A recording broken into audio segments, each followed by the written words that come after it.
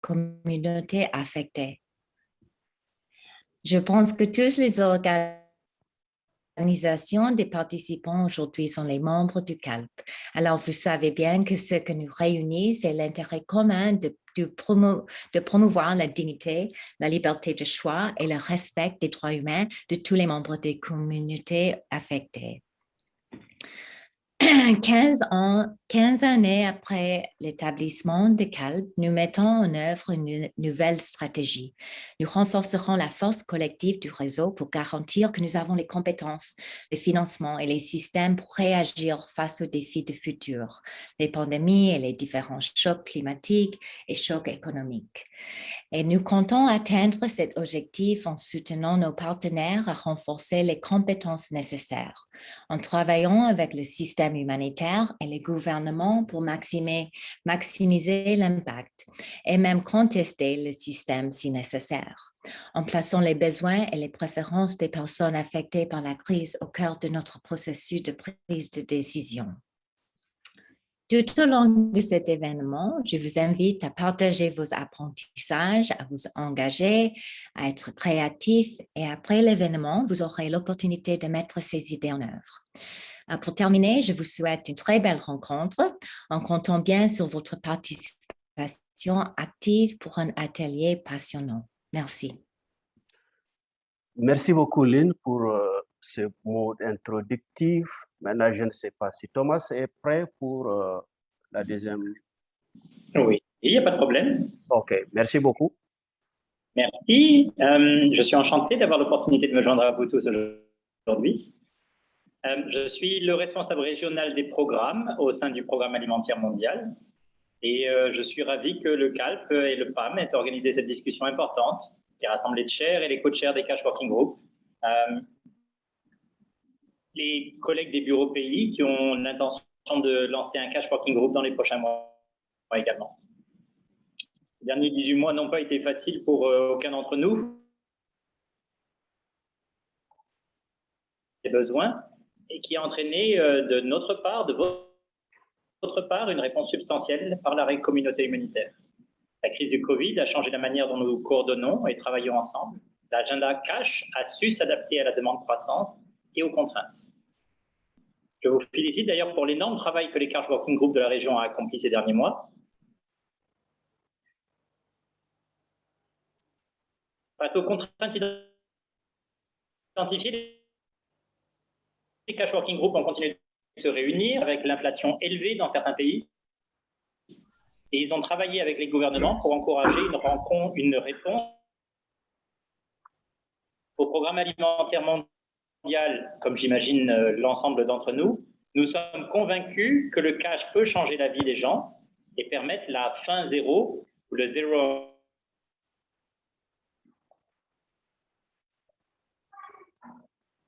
Et le donne leur choix de la flexibilité et de répondre à leurs besoins essentiels immédiats, de diminuer leurs dettes ou d'investir s'ils veulent pour conforter leur sécurité et leur dignité.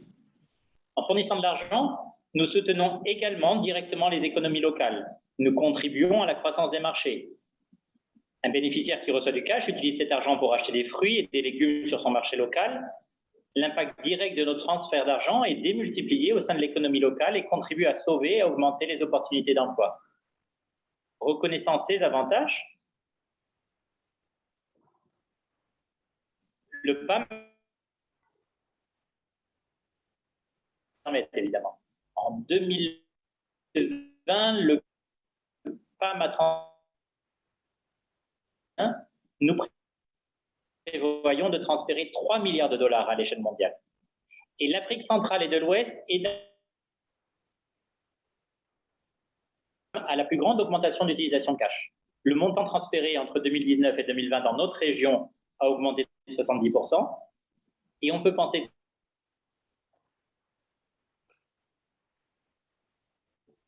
l'engagement du PAM ne consiste pas uniquement à pouvoir réponse cash pour assurer un impact transformateur, et notamment en favorisant l'inclusion financière, en aidant les bénéficiaires à ouvrir leur propre compte, en transférant l'argent sur ce compte. Nous leur permettons d'accéder à des services financiers pour la première fois. l'accès aux services financiers formels, associé à une sensibilisation à l'éducation financière, aura un impact transformateur sur la résilience des ménages et sur la réduction de la pauvreté. Pour ces raisons, nous devons continuer de travailler ensemble, nous continuerons de travailler ensemble comme communauté humanitaire et de développement réunis sur ces questions, sur les questions de cash. Ensemble, nous ferons avancer la cause de l'inclusion financière et de l'autonomisation économique des femmes. Le PAM reste donc déterminé au niveau mondial et régional à soutenir la coordination et la collaboration interinstitutions sur les questions de cash, en participant très activement, en co-présidant les Cash Working Group et par la mise en œuvre du UN Common Cash Statement. Encore une fois, merci de m'avoir invité à être parmi vous aujourd'hui.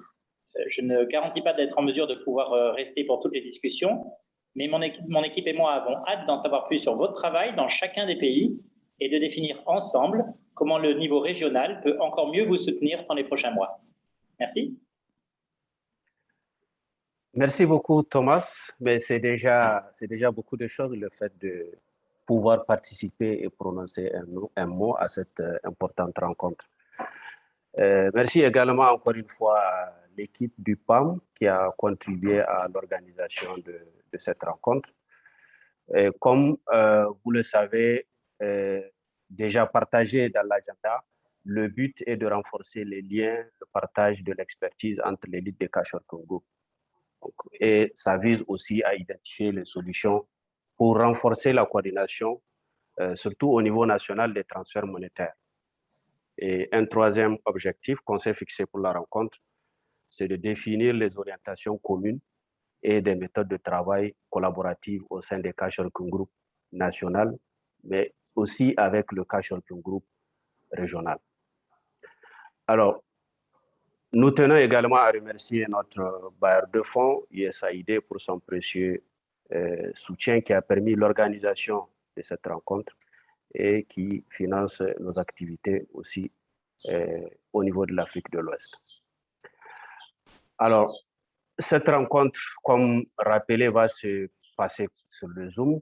Bon, je suppose que la plupart d'entre vous sont familiers avec les fonctionnalités Zoom, mais quand même, il y a un petit rappel, surtout aux fonctionnalités que nous aurons à utiliser pendant toute la rencontre. Vous avez en bas, comme encerclé en vert, donc si vous voulez activer, désactiver votre micro, à côté, vous avez activé, désactivé la vidéo. Alors, dépendamment de la version de Zoom que vous avez, vous pouvez avoir, si vous cliquez sur les participants, vous pouvez avoir les réactions qui sont hors voix, genre que vous voyez ici, ou bien au contraire, vous allez les voir complètement ici en bas, dans la barre de tâches ici. Donc, vous cliquez ces réactions et puis vous allez voir les réactions que vous pouvez faire. Donc, soit lever la main ou bien partager une émotion, quelque chose comme ça. Alors, un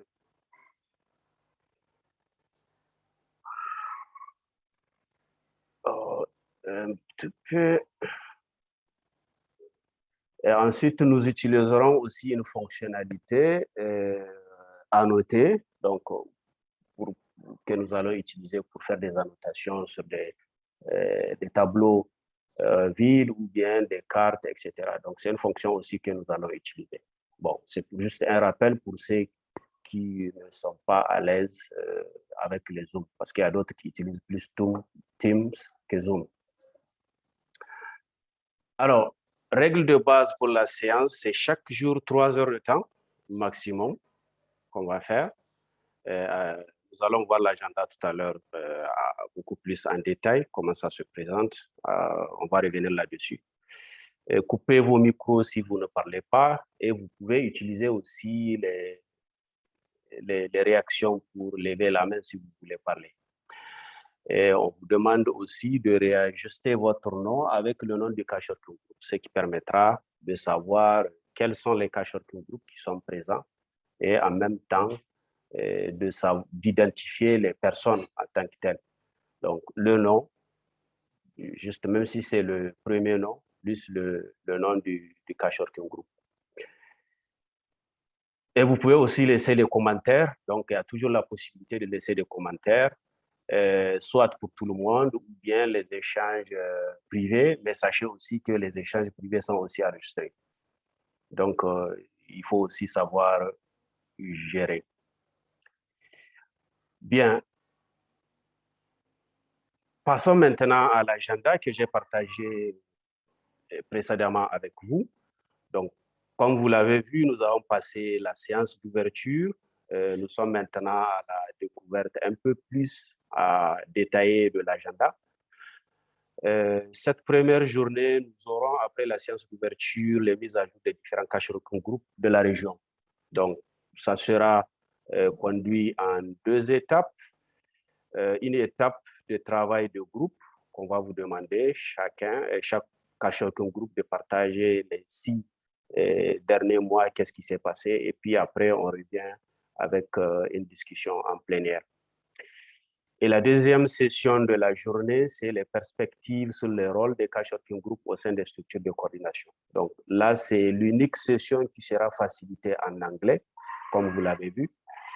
Elle sera facilitée par Cédric Bernard. Il est le conseiller régional sécurité alimentaire et moyens d'existence d'ACF, basé ici à Dakar.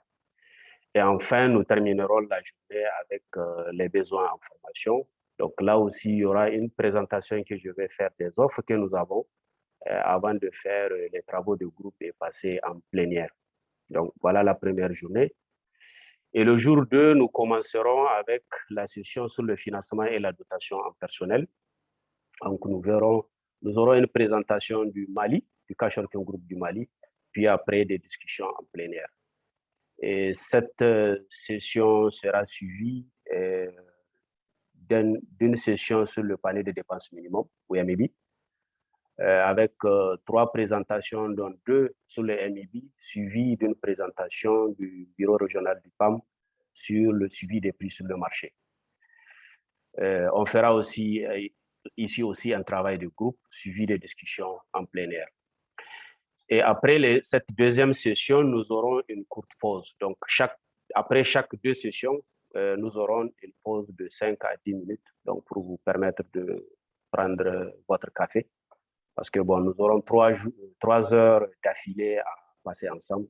Donc, ce serait mieux si on peut avoir quelques... Le poids chiffre définitif. Bien.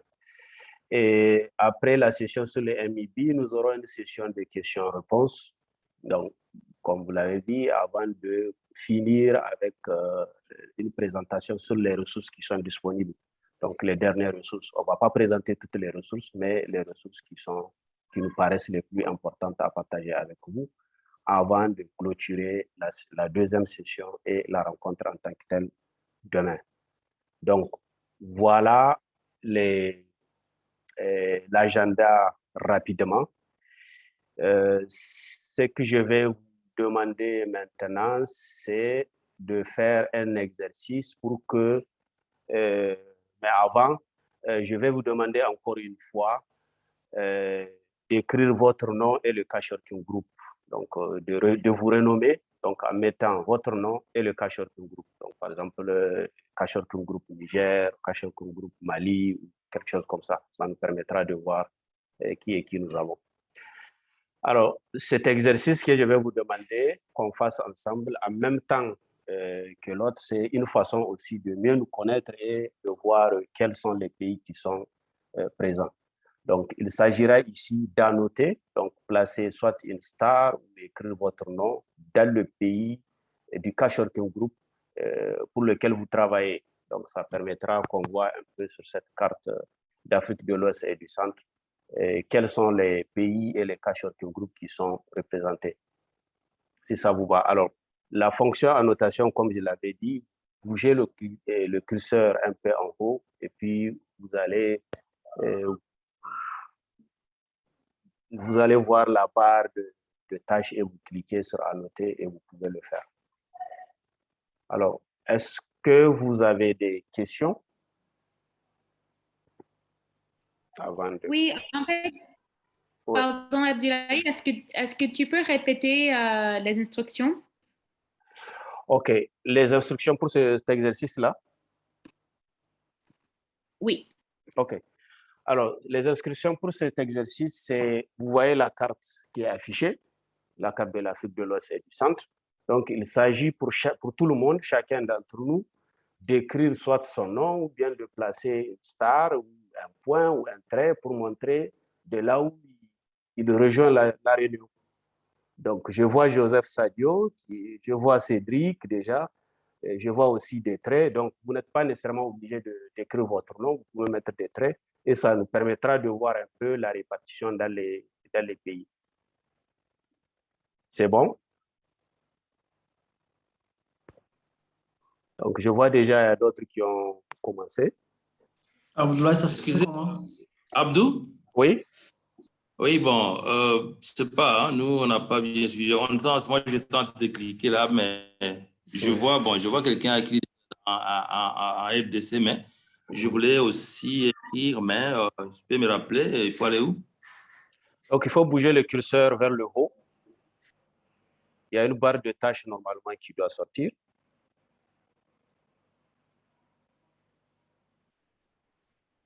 C'est bon.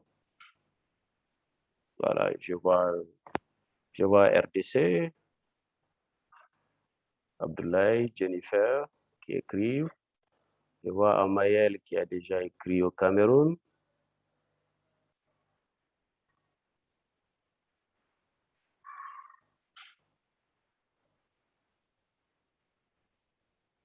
Donc, on ne voit toujours pas Niger, Mali, Burkina Faso. Ouais, je vois Paul, RDC.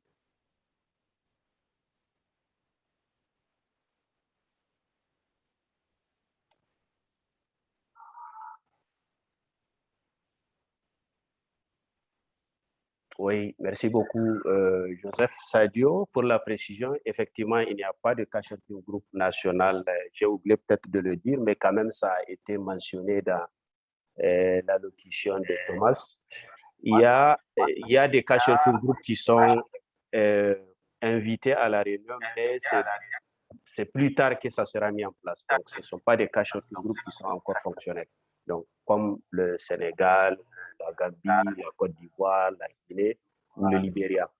Donc, là-bas, c'est des processus qui sont en cours, mais c'est pour nous une opportunité pour eux de voir un peu comment ça fonctionne. Voilà, pareil aussi pour la Gambie. Merci beaucoup, Ali.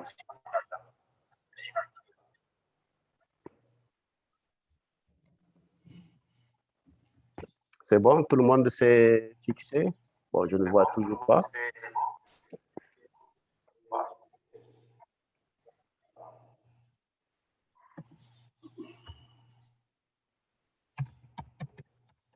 Bien.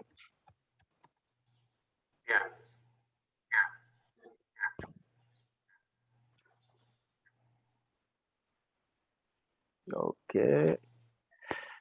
Bon, je ne sais pas, mais je ne vois toujours pas le Niger, le Mali. Bon, peut-être qu'ils ont des difficultés de pouvoir annoter, ce n'est pas grave. Nous allons avancer maintenant avec la première session de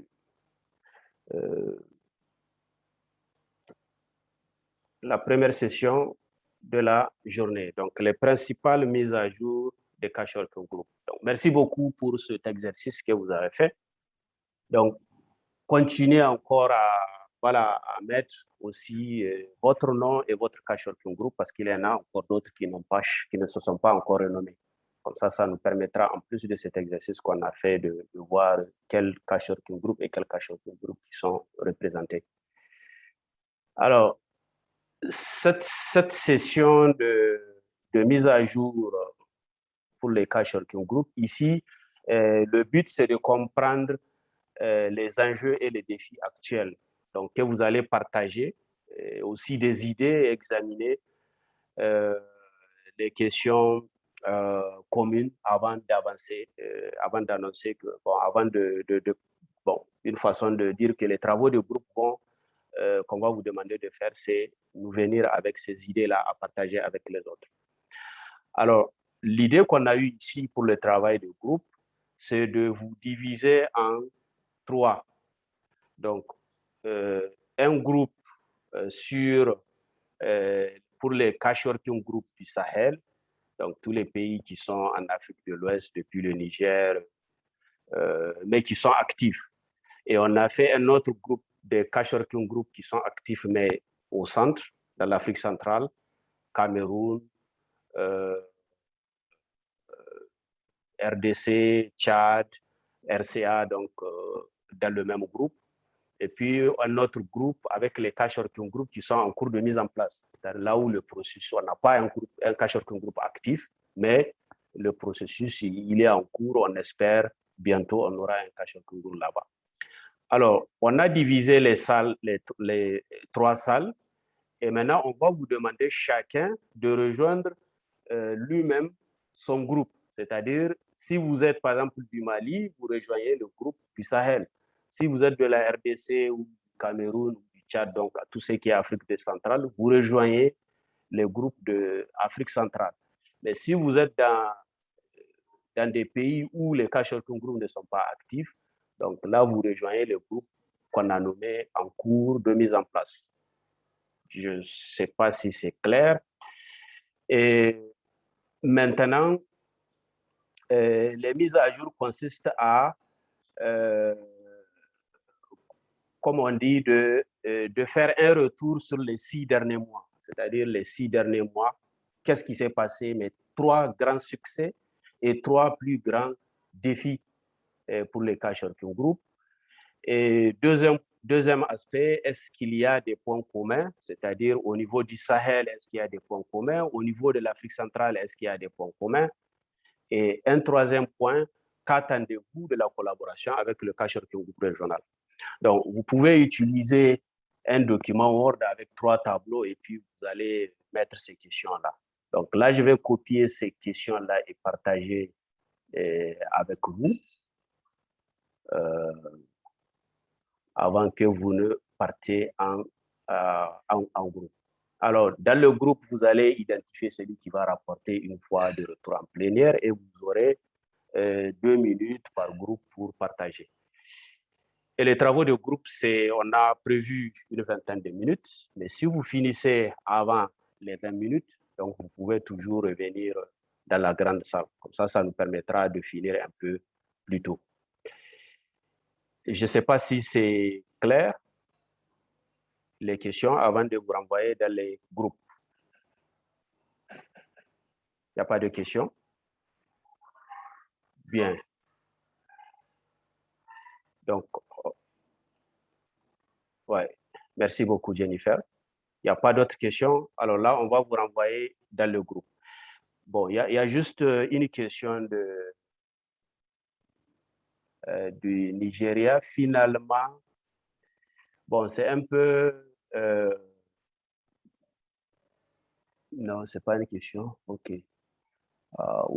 Chukudi, I don't know. So you ask a question, can we have a simultaneous translation in English for this meeting? Unfortunately, no. Because if you remember, you said me that you will not be able at this moment to join the meeting. So this is why we have not planned to have a simultaneous translation. But you still have, unfortunately, only one session in English after this one, the session on coordination. So I don't know if it can help you like this or not. But so sorry about that. Perhaps your agenda has changed at the last minute. You become available for the meeting, but it's not too late. It's too late for us now to arrange a simultaneous translation. Thank you. OK. Merci beaucoup. Je pense qu'on peut vous envoyer dans vos groupes. Donc, vous allez choisir le groupe que vous voulez et qui vous a été affecté. Ibrahima? Oui. C'est lancé? Oui, c'est lancé.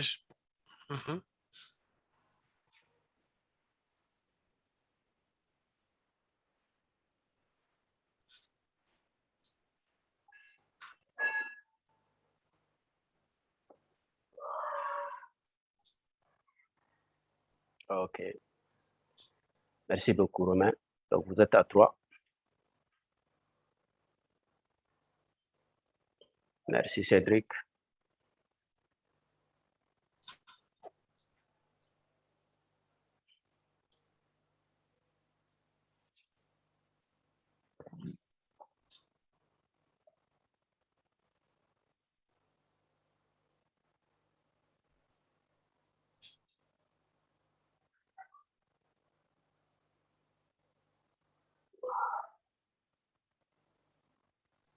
Est-ce que vous voyez vos groupes? Pas encore. Non, pas encore. Ok.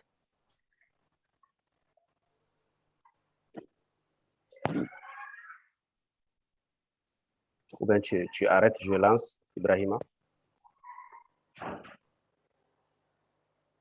On regarde les options. Ah, voilà, c'était pas coché.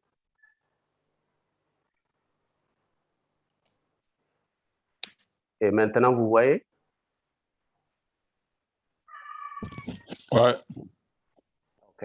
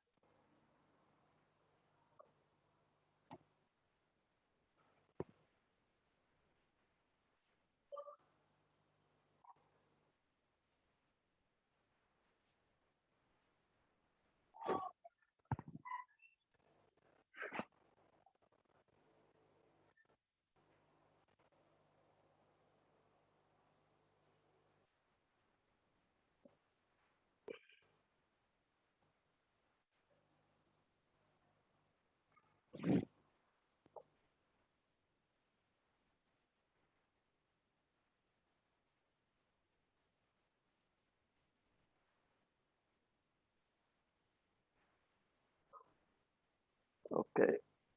Il y a toujours ceux qui n'ont pas pu rejoindre des groupes. Oui, en fait, Abdoulaye, je vois rien. Je vois pas comment faire ça. Ah, Il n'y a ok. rien Ça, qui a changé sur mon écran. ok. Tu utilises l'ordinateur? Oui. Oh, bon, là, je ne sais pas. Moi également, hein, je ne vois rien. C'est un peu... Comme également, on ne voit rien.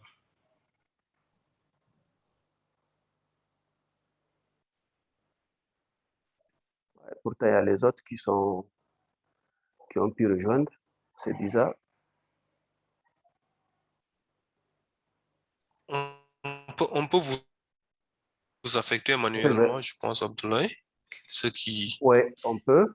Ouais, on peut affecter manuellement. Okay. Si vous n'arrivez pas. Alors, Joseph? Ah, je vois maintenant. Ah, ok. Joseph? So, il y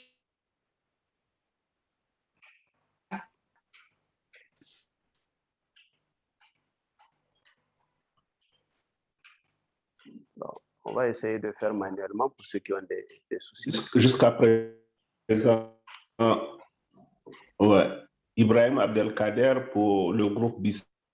Abdelkader, ok. C'est le groupe, c'est quel groupe, Ibrahim?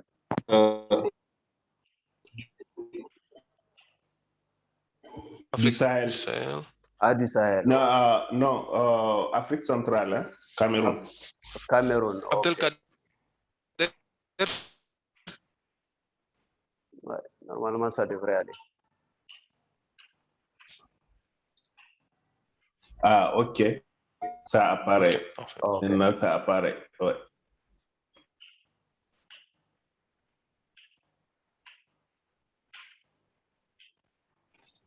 Bonjour Abdoulaye, c'est Barry de l'Ambodjane. Ok, Je ne vois pas mon groupe aussi. Ok, j'arrive. Ça devrait aller maintenant. C'est le Sahel. Oui, c'est bon.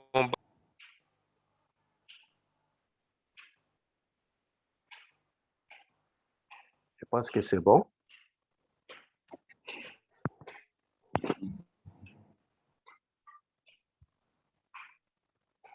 Bon, je vais quitter la salle principale pour aller faire le tour des groupes.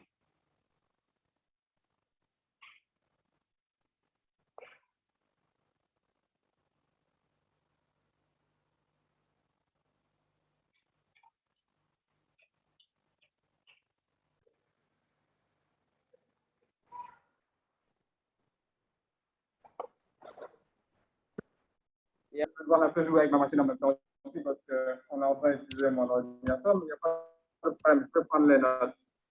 OK, parfait. Merci beaucoup. C'est bon.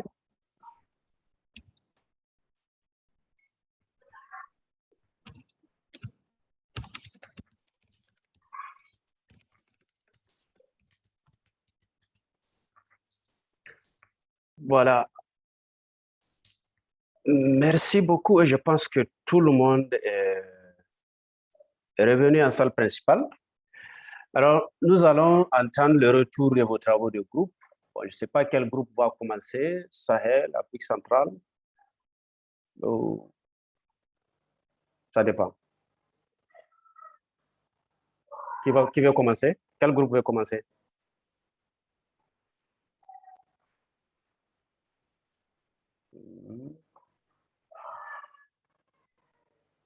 Le groupe, les novices vont démarrer. OK, à vous l'honneur.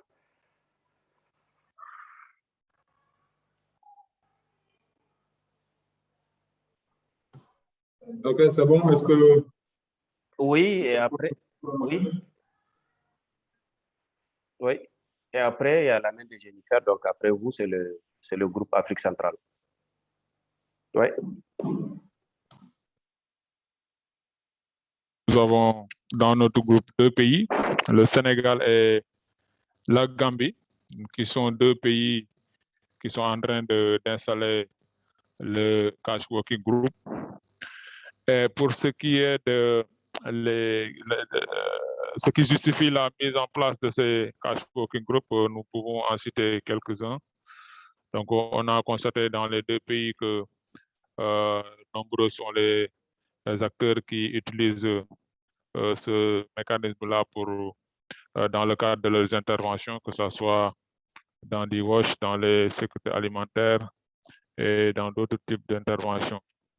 Il y a également que les montants, on a constaté que une grande diversité dans les fonds qui sont transférés, donc dans les MIB, donc dans la valeur du transfert qui varie d'un acteur à un autre. Dans les 2 pays aussi, nous avons constaté vraiment un besoin d'accompagnement qui a été exprimé par les gouvernements et pour lesquels le PAM s'est engagé à les accompagner.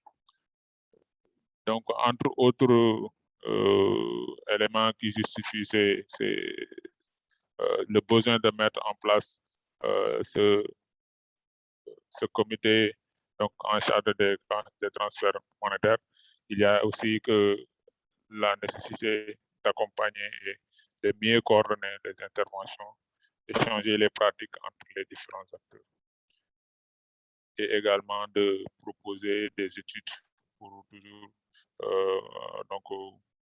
améliorer ce que nous faisons dans ce sens-là.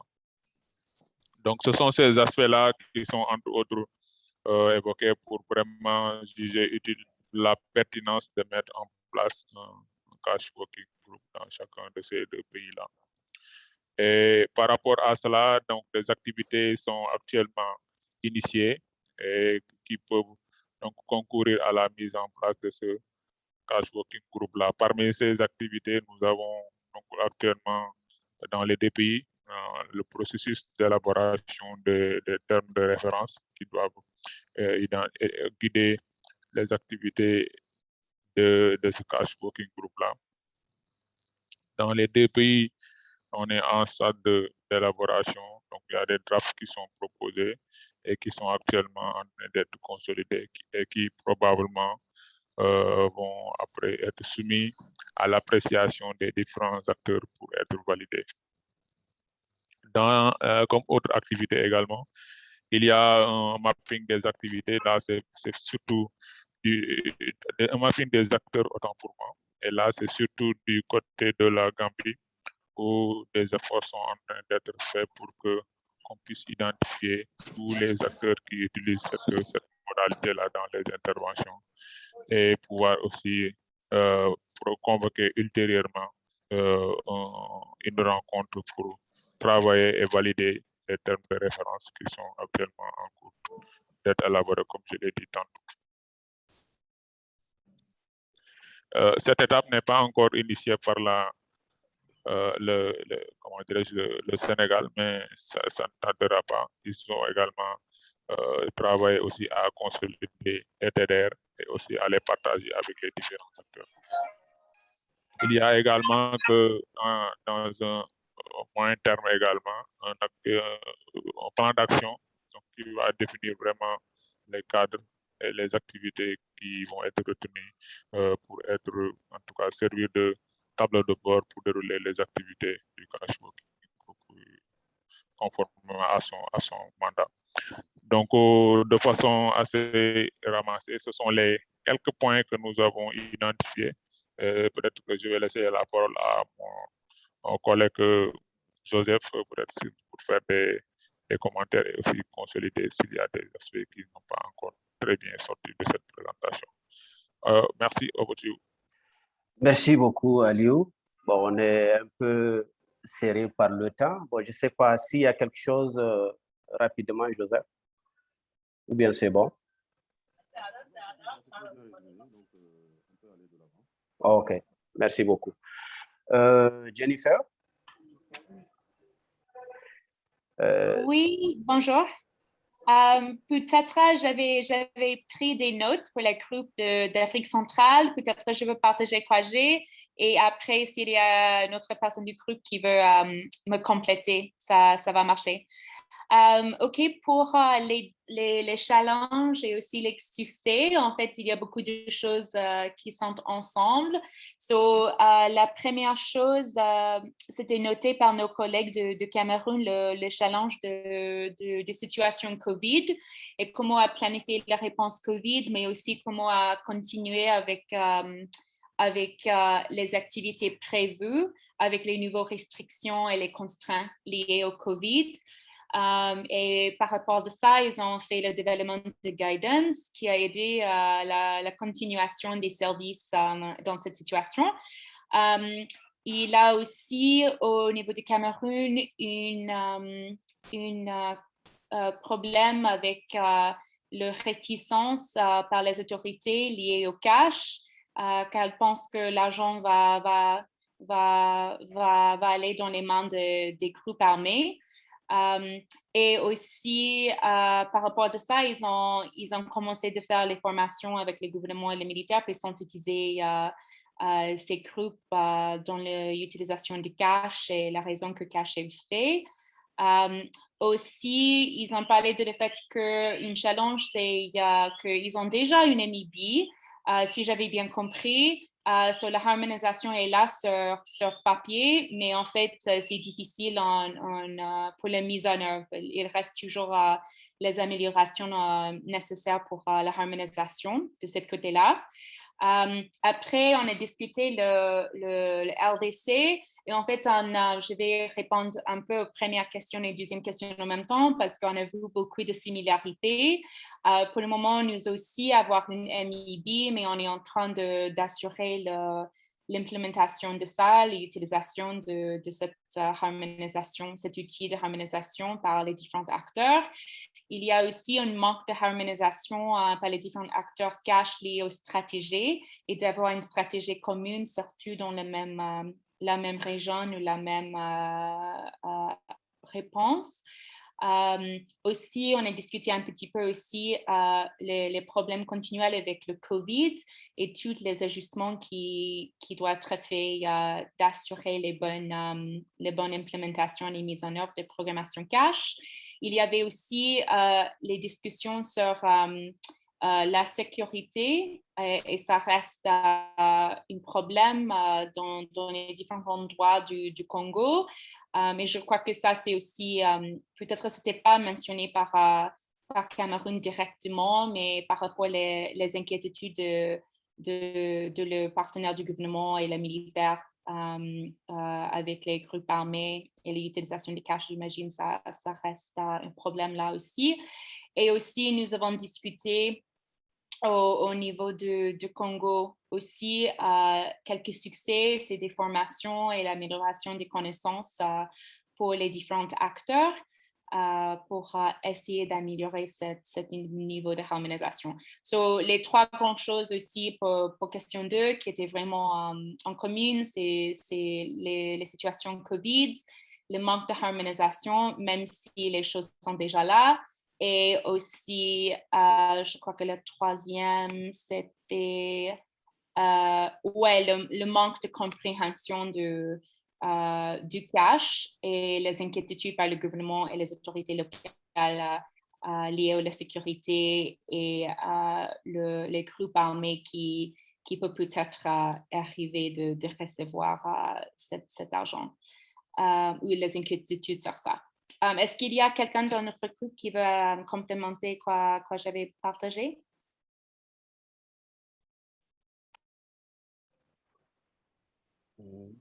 Apparemment, non. Super, j'avais bien résumé. Alors? Oui. Alors? Oui, peut-être, bon, je crois Jennifer l'a dit, mais peut-être il fallait citer, parce que du côté de l'Afrique de l'Ouest, on a parlé cette histoire de Boko Haram, je crois, ça entre dans le cadre de la sécurité comme défi, comme elle l'a dit. C'était juste une petite précision. Merci beaucoup, Romain. Merci beaucoup, Jennifer. On peut passer maintenant au troisième groupe, Sahel, qui sera complété par le Nigeria, juste après, pour qu'on soit beaucoup plus complet. Bon, qui sera en anglais, certainement. Et qui va partager pour le groupe Sahel, le Niger, c'est qui? Fadima ou... Léger. Bonjour. OK. Oui, je vais partager ce que nous avons discuté pour le Sahel. Donc, dans le groupe, il y avait le Mali, la Mauritanie, le Niger et le Tchad. J'espère que je n'ai oublié personne. Au niveau des défis pour la Mauritanie, ils ont partagé qu'en tout cas, ils ont eu des difficultés d'organiser des réunions du Cash Working Group depuis plusieurs mois, depuis presque 9 mois. Mais malheureusement, la personne qui était dans notre groupe est assez nouvelle et donc il n'y avait pas d'autres personnes pour pouvoir l'appuyer dans les autres défis. Pour le Mali, c'est la même chose aussi. Ils ont eu quand même pas mal de difficultés d'organiser des réunions à cause du Covid. Et aussi, il y a pas mal, oui, de difficultés au niveau de la coordination dans les réunions à cause du Covid. Et au niveau des attentes du côté du Mali, c'est vrai qu'il y a une grande attente par rapport au renforcement des capacités de tous les acteurs, mais pour le moment, ils sont en train de créer un pôle de formation et essayer d'utiliser l'expertise qu'ils ont localement, mais s'ils ont besoin d'expertise qui ne peuvent pas trouver localement, ils vont aussi bien sûr interpeller le CALP et aussi le bureau régional. Au niveau du Niger, au niveau du côté des succès, on a quand même eu une bonne implication des acteurs gouvernementaux et aussi des coordinateurs des différents clusters dans le processus de révision du MEB, qui est un travail en cours, qui n'est pas encore terminé. Mais en tout cas, il y a eu des bons retours par rapport à ça et nous allons continuer à travailler sur cela. Et aussi, il y a eu aussi l'intégration des transferts monétaires dans la planification humanitaire qui a été faite. Et nous avons aussi pu intégrer les transferts monétaires à usage multiple dans le cadre du RRM, qui est le Rapid Response Mechanism. Donc, et cela vraiment a permis d'assister plus de 2000 ménages. Il y a certains éléments, en tout cas, qui ont été notés durant ce pilote, qui vont nous aider en tout cas à avancer sur le travail du MEB.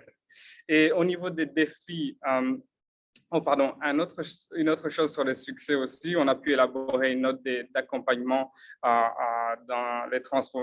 sur les transferts monétaires durant la période de Covid. Donc, ça, c'était un autre succès. Au niveau des défis, il y a... on remarque quand même, durant en tout cas le travail sur le MEB, qu'il y a la compréhension sur les transferts monétaires n'est pas très bonne aussi au niveau des clusters. Donc, ça, c'est quelque chose qu'il faudra qu'on travaille dessus pour l'améliorer. Et bien sûr, on va capitaliser sur l'expérience apprise dans le RRM. Et il y a aussi peu d'implication active de la partie gouvernementale qui s'occupe de la protection sociale ou les filets sociaux ici dans les différentes rencontres du Cash Working Group. Donc, ça, c'est l'un des défis. Au niveau du Tchad, le succès qu'ils ont souligné, c'est qu'il y a un intérêt de différentes organisations sur l'utilisation des transferts monétaires. Il y a vraiment une augmentation de l'utilisation de ce mécanisme et aussi des zones d'intervention. Au niveau des défis, bon, les personnes qui assurent le lead du Cash Working Group sont assez occupées avec d'autres tâches, donc ils n'ont pas le temps d'organiser des réunions régulièrement. Bien entendu aussi, ils ont un défi en commun avec le Niger et le Mali, qui est l'implication de la partie gouvernementale qui s'occupe des filets sociaux ou de la protection sociale dans les différentes rencontres pour améliorer la coordination et aussi l'harmonisation du cadre de coopération avec les prestataires de services financiers est quelque chose qu'ils sont en train d'essayer d'améliorer. Au niveau, un autre succès pour le Tchad, je pense, c'était aussi au niveau du MEB, ils ont fait pas mal de progrès. Et aussi, au niveau des points communs pour tous ces pays ici au Sahel, pour résumer, en fait, bon, c'est vrai que les réunions n'ont pas été organisées très régulièrement. Le travail sur le MEB est en cours un peu partout. Et bon, tout le monde a noté qu'il y aura un besoin, en tout cas, de renforcement des capacités des acteurs. Et il y a aussi peu d'implication de la partie gouvernementale dans les rencontres. Voilà, c'est tout pour le Sahel. Et si mes collègues veulent me compléter, si j'ai oublié quelque chose, soyez libres de compléter. OK, merci beaucoup. Okay, bonjour tout le monde, c'est Oui. OK, juste un complément d'information. Merci pour la présentation de tout à l'heure. Effectivement, je suis nouveau avec quelqu'un contre la fin. J'ai plus lu depuis pas longtemps de ce groupe sécurité alimentaire. Oui, je voulais juste revenir sur les défis que nous avons aussi au niveau de la Mauritanie, surtout. Bon, on a parlé aussi par rapport à l'harmonisation. Ça, c'est un atout avec le contexte Covid. Il y avait eu des restrictions, tout ça, mais il y a eu au moins l'harmonisation des outils. Mais le défi qu'on a rencontré, c'est à la fin, c'est lors de la production des rapports pour des outils harmonisés avec l'ensemble des acteurs humanitaires. Là, c'est un défi principal. Et cette année, nous ne l'avons pas. Il y a les outils qui sont harmonisés, mais les rapports, au lieu que ça soit, c'était considéré qu'on les harmonise, mais désormais, les rapports, c'est à part. Les outils, c'est des outils en commun, mais les rapports, on les harmonise plus. Par contre, aussi, au niveau de la Mauritanie, aussi, il y a aussi vraiment des atouts qu'on a remarqué cette année aussi, c'est plutôt par rapport à l'harmonisation de la ration, les montants donnés avec les filets sociaux, que ce soit les organisations humanitaires dans le cadre de la réponse d'urgence, mais aussi avec les filets sociaux aussi. On a pu au moins, d'abord, ils sont impliqués dans ce groupe et en plus encore, la ration est harmonisée dans nos interventions. Donc, c'est des interventions vraiment harmonisées. Et, par contre, aussi, là où on n'arrive pas à harmoniser le montant, c'est le résistement qui a été fait cette année. C'est par rapport à ça. Bon, par exemple, les organisations, s'ils donnent 20 000, par exemple, Emery ou bien Ouguia, par contre, il y a les filets sociaux, le programme filets sociaux qui donne moins que ça, presque la moitié. Et du coup, on fasse des réajustements pour que les bénéficiaires vraiment ne soient pas les uns aux autres. Ça aussi, c'est un atout. L'autre chose aussi qu'on a remarqué aussi, c'est au niveau régional. On a pu mettre en place des sous-groupes, qu'on appelle Alliance Casse multisectorielle, qui sont fonctionnels et qui nous donnent des feedbacks avec des réunions mensuelles chaque mois pour suivre les distributions, le suivi du pays, et ainsi de suite, et qui remontent ces informations. Donc ça, je peux considérer ça comme vraiment quelque chose de positif qu'on a pu remarquer. C'est juste une contribution que je voulais apporter pour complément. Merci. OK, merci beaucoup, Barry. Chokodi? Thank you so much. Thank you, colleagues. The name is Ukana Chochukudi, Cash Working Group for Nigeria. For us, 5 key things have been our major challenges, and which we will require support, either by form of advice or by form of capacity surge for the Cash Working Group in Nigeria. One is we've had a high turnover of the technical co-lead. Like you all know, or like some of you know, the technical strategic, the strategic lead is led by OCHA, and the technical lead is led by the INGO Forum, and has been provided by the Catholic Relief Services. Between 2018 up to this very moment, we've had a turnover of almost 4 technical co-leads, and for the Cash Working Group, with this high turnover of staff, the technical aspect of which Cash Relief Services is meant to bring on board in the Cash Working Group is not really very much felt. And we would like to get advice from CAP on how we can, how they can support this and to make our work and our life easier. In June, there was a transition of both the technical co-lead and the strategic co-lead. Up till now, the INGO Forum through Catholic Relief Services has not been able to recruit a technical co-lead for us, and that has been a major challenge for us. So another issue we've been battling with in Nigeria is the issue of the MEB.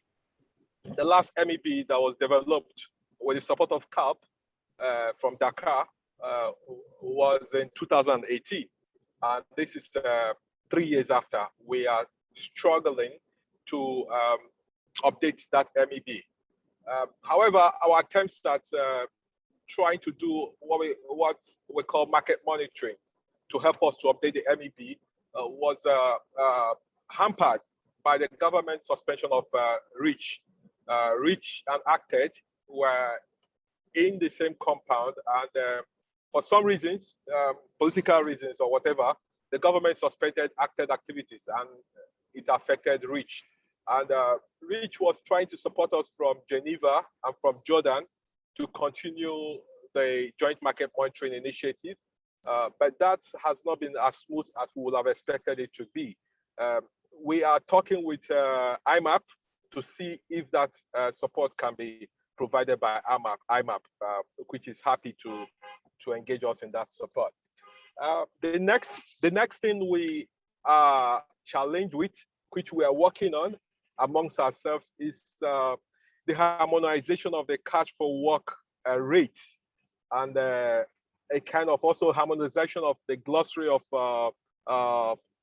terms, of terminologies or semantics, if you like, for the cash working group. That's what we are doing right now. The first cash for work rates harmonization attempt was attempted by the early recovery working group. That has not been very well received, and it wasn't very much elaborate. It was a good attempt though, and the cash working group is presently working with within itself, within the partners who are trying to mine expertise from the partners, from the experience of different partners from different organizations, to see how we can harmonize the cash for work rates, because different organizations are using different rates and different terminologies for the same thing, which is very problematic. Having said that, other key things. Yes, I'm worried about about the time, so we are over okay, the fine. time. So, yeah. Just give me 1 minute. I'll be through. Just 2 other key things which we are working on is the government has asked the humanitarian community to support it with the development of a national cash and voucher assistance policy.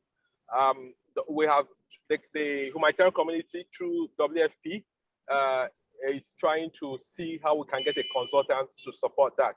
And we'll be reaching out to CAP once we kickstart for some experience sharing and also for support in any way CAP can do. Thank you. Over to you, Abdullahi. Thank you very much. Thank you all the three groups.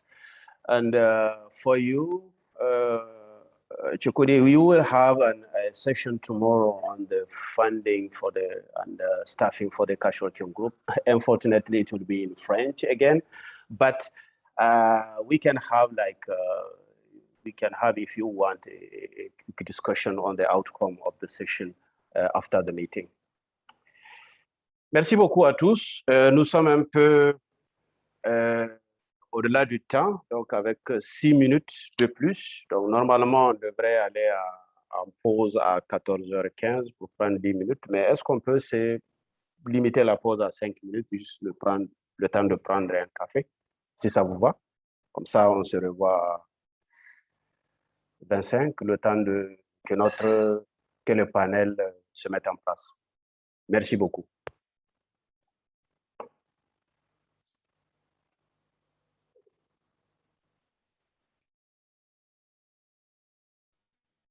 Merci, à tout à l'heure.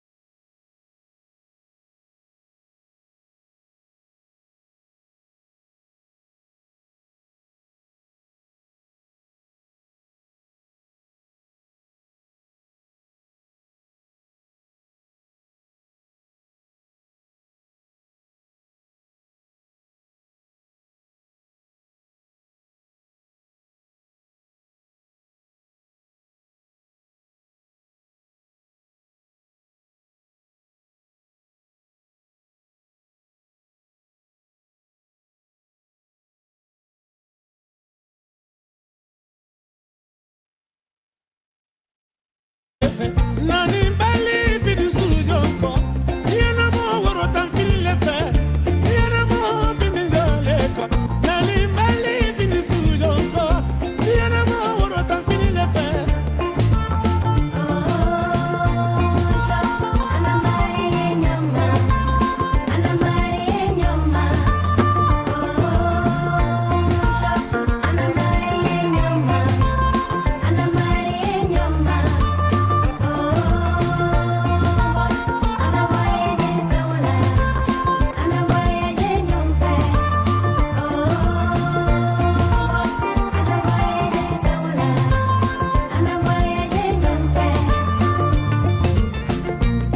na mona tifola sa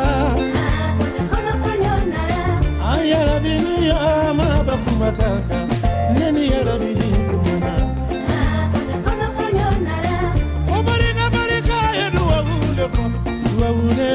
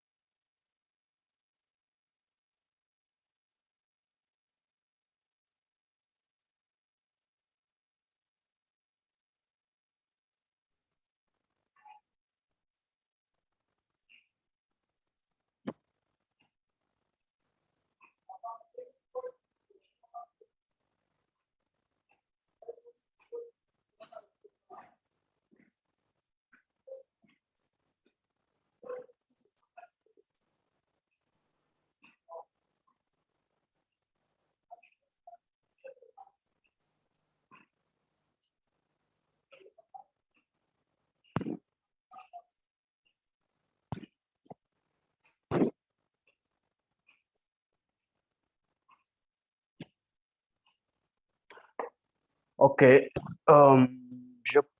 Je pense qu'on peut reprendre. J'espère que tout le monde est là.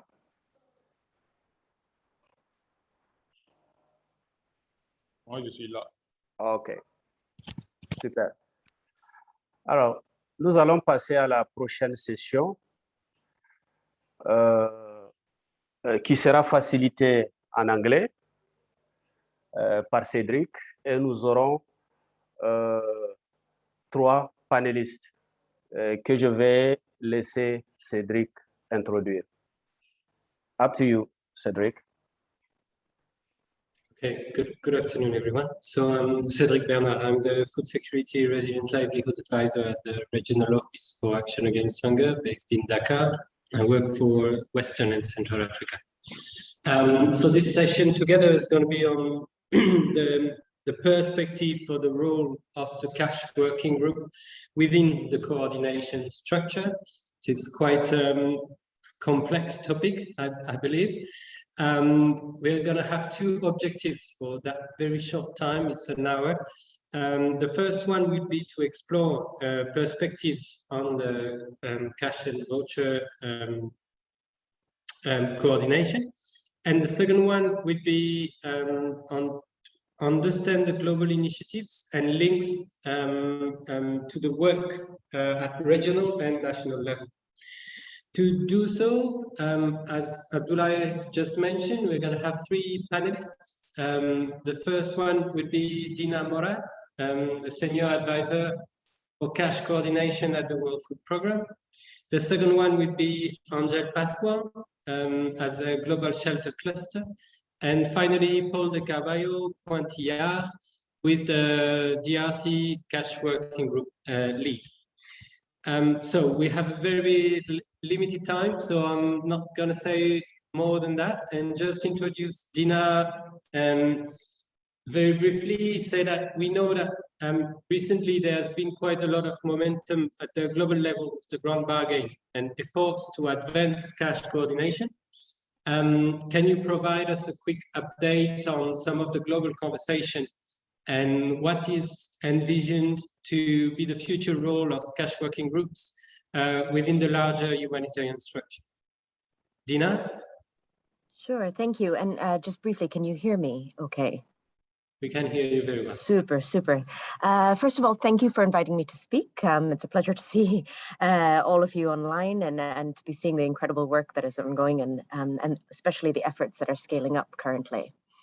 So as Cedric mentioned, to address some of the global level conversations, in my hat as the co-lead for the Grand Bargain Cash Workstream, along with FCDO, the UK donor, there have been multiple ongoing efforts in the last few months. Over the summer, I think some of you may have seen that the Grand Bargain Cash Sub-Workstream on tackling political blockages, which is co-led by CALP and the US BHA, issued a call for action to the Emergency Relief Coordinator to ask for a resolution toward the cash coordination debate. So there were about some 90 plus signatories that had signed that. And I believe there will be a further meeting this week on the 15th to discuss some of the ways forward around that.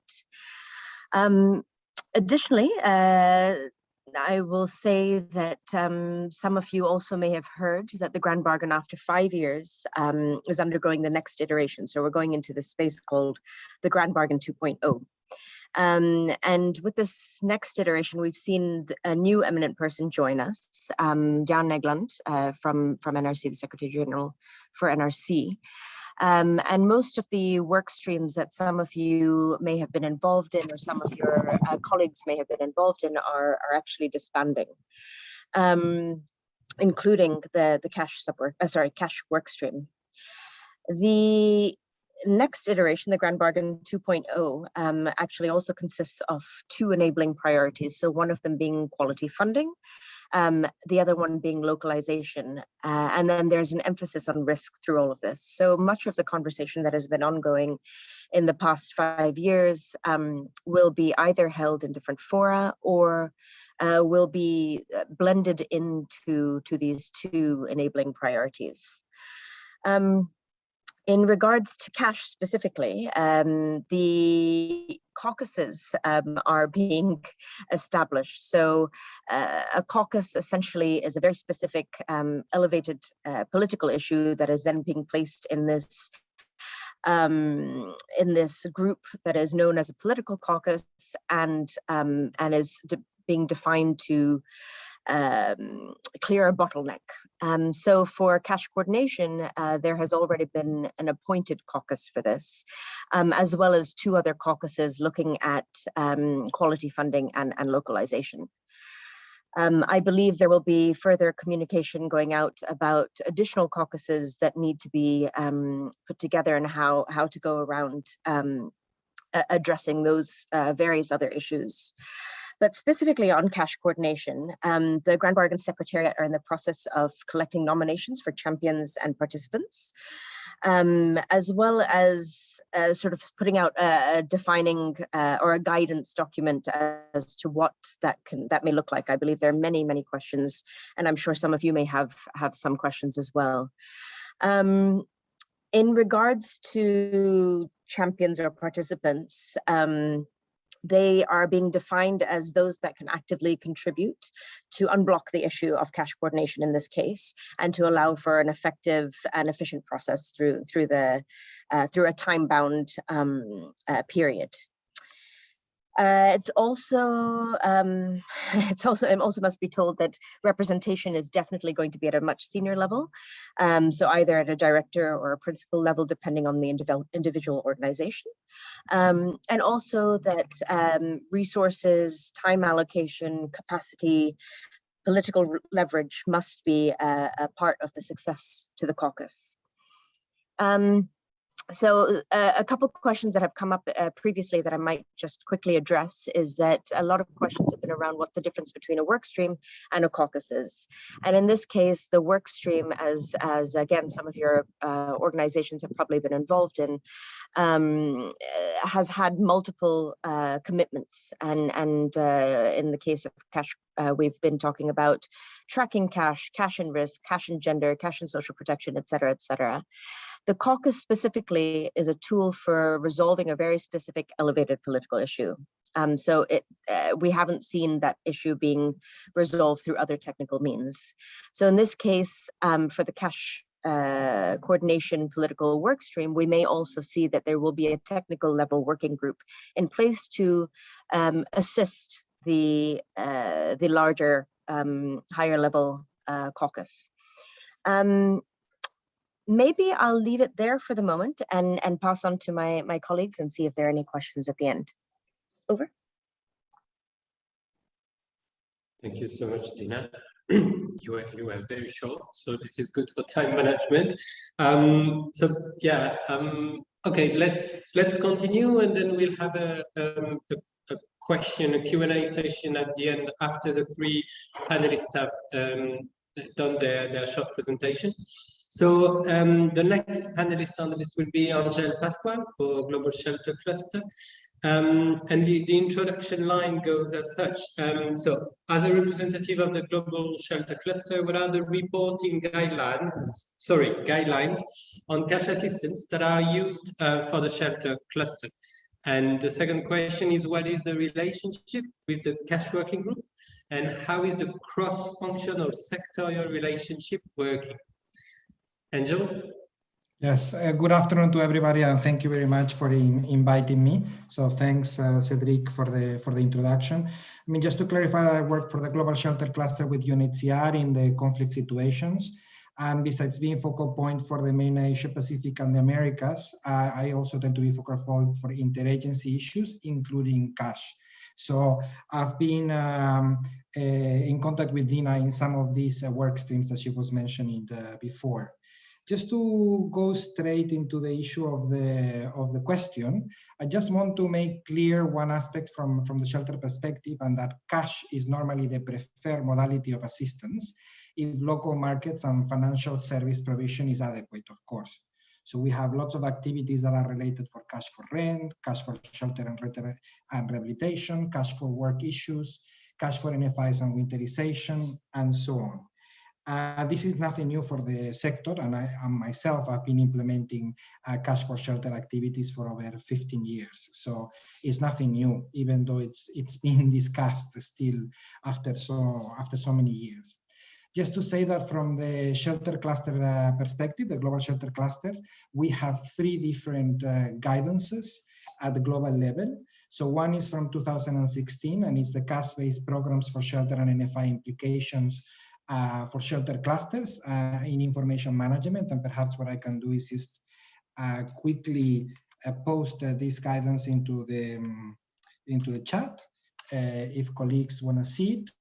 We also have Global Shelter Cluster Coordination Toolkit, which is in general about cluster coordination, shelter specifically, but we have a section that is dedicated to cash coordination, section 4C. And within this toolkit, I'll also post the specific guidance on the cash for this on the chat.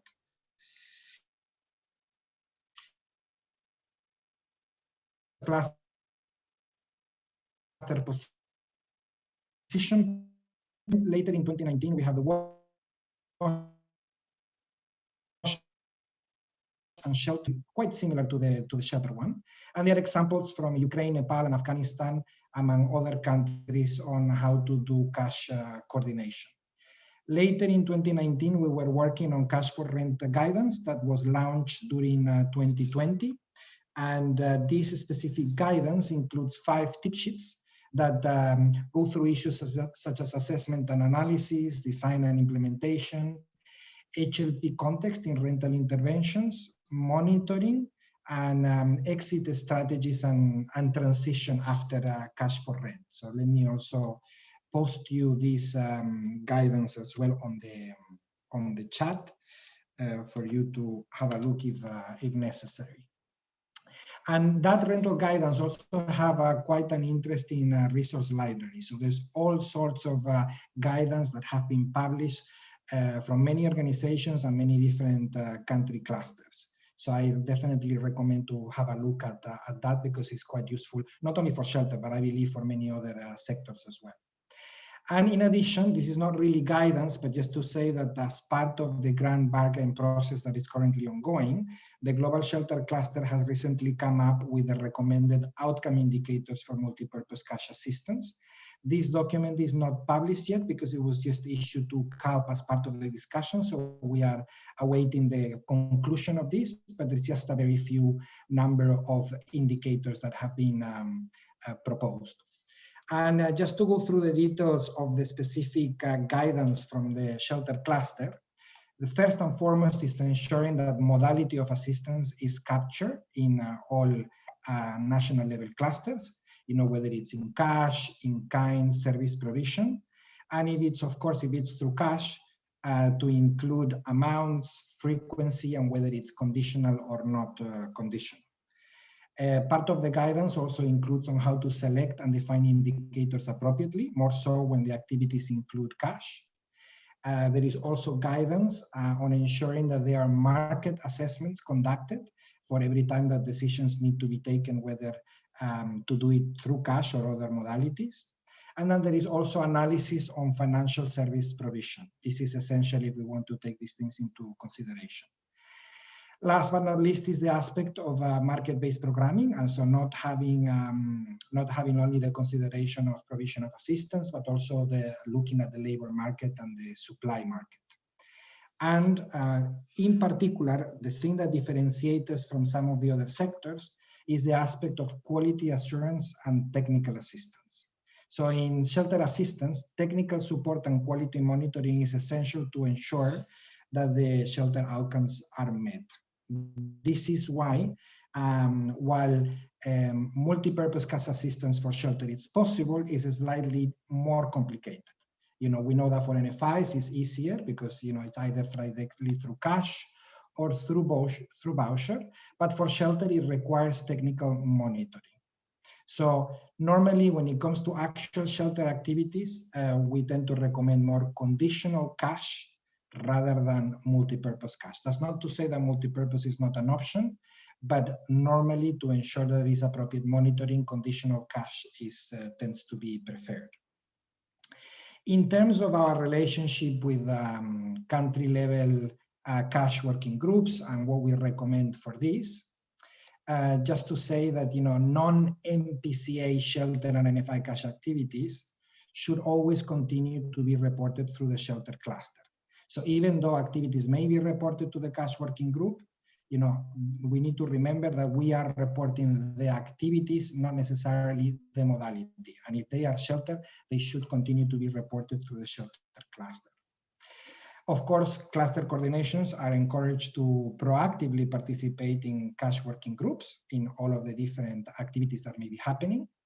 And we also encourage all of the cluster coordinators to report a summary of cash-related activities from the sector 4Ws to the cash working groups. So they have a monthly information on the cash activities of the sector. We also want to make sure that are included and that we are proactive in a specific coordination of the development of minimum expenditure baskets where relevant, if cash items are included in this consideration. And that when there is multipurpose cash assistance, that we also look at ensuring that outcome indicators of shelter are included within it. And it just goes without saying that we need to make sure that appropriate monitoring in multipurpose cash assistance needs to happen. And this is because of what I was mentioning before, of making sure that we meet shelter outcomes. Multipurpose cash assistance can be reported through working groups, but they should, as I said before, be always reported as well through the individual clusters. We need to remember that cash is a modality and not a sector.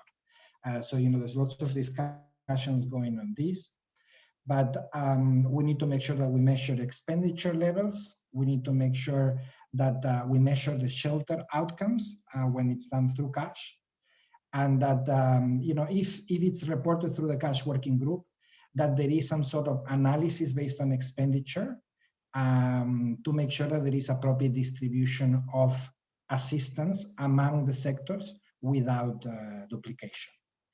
And I think, perhaps the last point to say is in relation to the HRP process and the Global Shelter Cluster position is that all activities, cash activities related to shelter within the HRP should still be referred to through the shelter chapter. And we need to make sure that the cash chapter of any HRP is the compilation and analysis of the cash aspects of all of the sectors, but should not take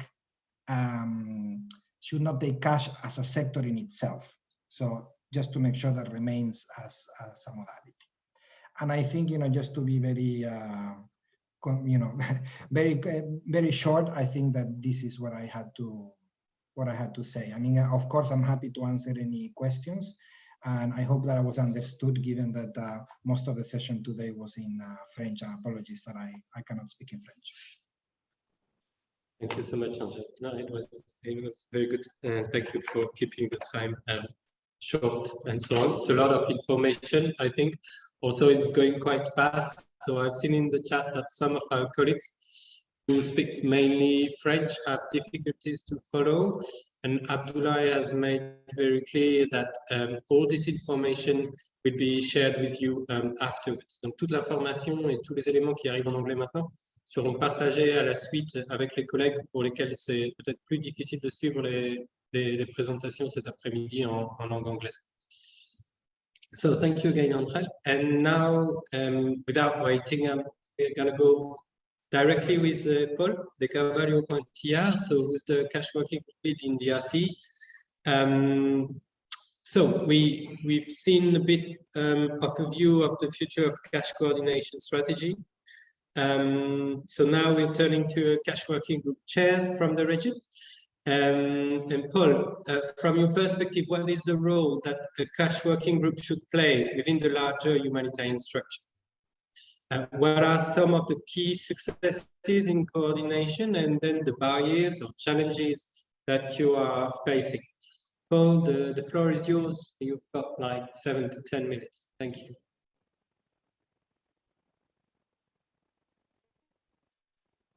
Paul? All right, thanks, Cedric. Can you hear me? Good. Yes, perfectly. Go on. All right, I'll be very brief because there's a number of coordinators in the field on the line. I would say that the role is also to link with this global initiative.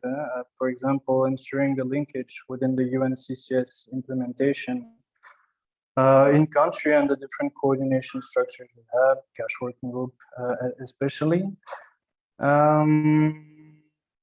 As for the role within the wider coordination structure, we have a strong role at the intercluster level. Whether it is to ensure planning and analysis of the modalities and consideration for it at the planning stage. There is also, a role in terms of harmonization and the work on the MEBs. I would say that there's an increasing role for cash working groups in country. There's more and more appetite as cash keeps growing. For example, in Congo, we have about 40% of the people we reach that are being reached with cash. I know it's already about 50% in countries like Ghana and Nigeria. So there's a constant appetite for cash coordination from actors. In Congo, we have 52 actors in cash, and it keeps growing. Also from the donor side, they want to make sure people talk to each other, that people coordinate, that there's an harmonization on rates. And also in the context of COVID-19, there has been an acceleration of cash programming, also increased synergies with social protection programming. So it created a lot of visibility around coordination, including at the country level. So where I see the point of the cash working groups is for a different agenda. It can be capacity building, because as soon as people transition to cash, they are also looking for opportunities to build the capacity of their own staff. Harmonization, I mentioned it. And also to ensure that the planning, the promotion of cash is happening at the planning level. I would say there's also an appetite for cash that comes from an increased AAP agenda, including at the planning level. Because the more you promote AAP and the more you see that beneficiary preference goes almost systematically for cash. So that also reinforced the need from actors to come to us to say, hey, how can I transition to cash? What are the different tools that you have for me? And also the lack of understanding of how financial service providers work. So I see quite a key role in the coordination structure, ensuring also this link with the clusters. I would say as well that it also links with the sort of localization agenda at country level, because we are just interface, especially at national level. But there's a need really to look at both strategic and operational level. And so, especially in the case of Congo, that we have 6 regional and provincial cash working groups. We operate as an interface, and that's why we are also strongly, sitting in the intercluster coordination system, because we are the interface with the clusters at national level, also the regional level and the provincial level in the case of Congo. So it is quite an appetite also to see cash working group fit with the wider structure in countries. Yeah, that's a bit of what I had to say. We could also discuss the role of cash coordination in the context of COVID-19. We've seen mixed practices here at country level.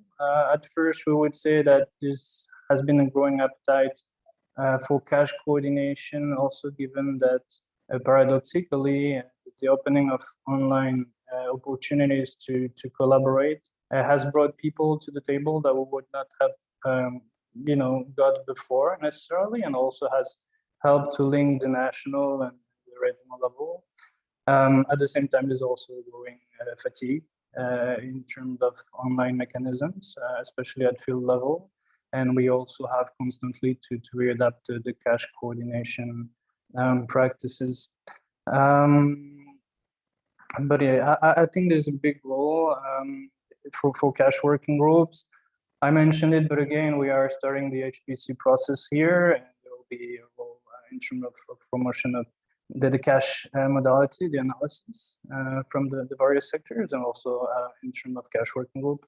Also to come up with our own section on multi-purpose cash, that is also quite a focus for us.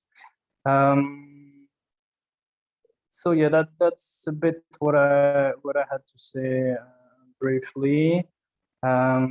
Again, linking with the global initiatives, ensuring we are fit for purpose as a coordination structure, and promoting cash in a context where the modality keeps increasing, this growing appetite from organizations that were not necessarily familiar with cash, also from the donors. In Congo, if I can give a brief example, for multi-purpose cash, the share has tripled between 2018 and 2020 as for the volume of cash. And as for this year, for the first 6 months of the year, we are already increasing the beneficiaries reached by 157% as compared to last year. So we are really in a landscape that keeps being conducive in terms of appetite from the different actors for cash. And again, we need to make sure everybody is coordinated, which is challenging. In the case of Congo, we have a big country, 50 plus cash actor, as I say, and different levels of coordination. The last point I would say is also, we might have also a modality that is quite specific because we work with the private sector. And so we also need to ensure the coordination with the service providers. That is something that might be a little bit more specific to us. So in country like Congo, for example, we came up with a platform to exchange on challenges and practices. So that's also a role of the cash working groups, as well as to link with the social protection and also the wider development actors. So that's what I had to say, and to continue the conversation. Over. Thank you so much, Paul. So, well, thank you to you three for the different talks. So we've had different levels. Once talking at like more ground bargaining global level. One perspective from a global cluster, global shelter cluster, with that idea that there is this need for double reporting somehow towards the cash working group, which is like a working group specific for modality, and towards the technical cluster as well. And then we've had very interesting sharing of a very like country experience and national level in DRC, with its specificity too, because DRC is almost a region in itself, with its 7 cash working group within one single country.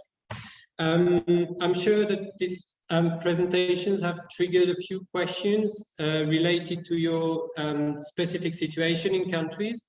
And I would like now to open the floors to Q&A with the assistants. Just if you can raise your hand, and then I can pass the mic, or I don't know how to say that online, to anybody who would like to share a question with our 3 panelists.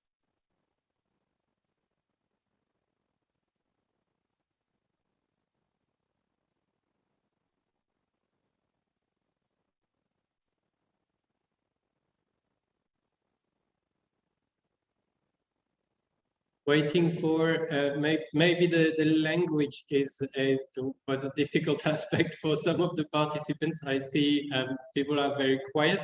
Dina is waiting for this. Dina and Angel, maybe following the other presentation, would you like to add anything in terms of coordination between the different levels and like active participation of cash, like our participants today are mainly coming from cash working group at country level. And so maybe if we could move on with like ideas of like guidelines or setup maybe that could be shared here, or questions around that coordination between the different levels. Angel, Dina, the floor is yours as well if you want to add in this direction. Sure, I can just add a couple of points, and that's just mainly to say that well, thank you as well. Thank you, Paul, as well for the field perspective. It's obviously, I mean, essential to have that. But just to say, you know, we really are committed to a renewed focus. So we, as in the global we, and we, as in obviously WFP, are renewed focus on how needs are assessed. More efficient ways of dispersing aid, a people-centered approach, leveraging digitization to deliver assistance. And so, of course, all of these are very key in how we coordinate on the ground.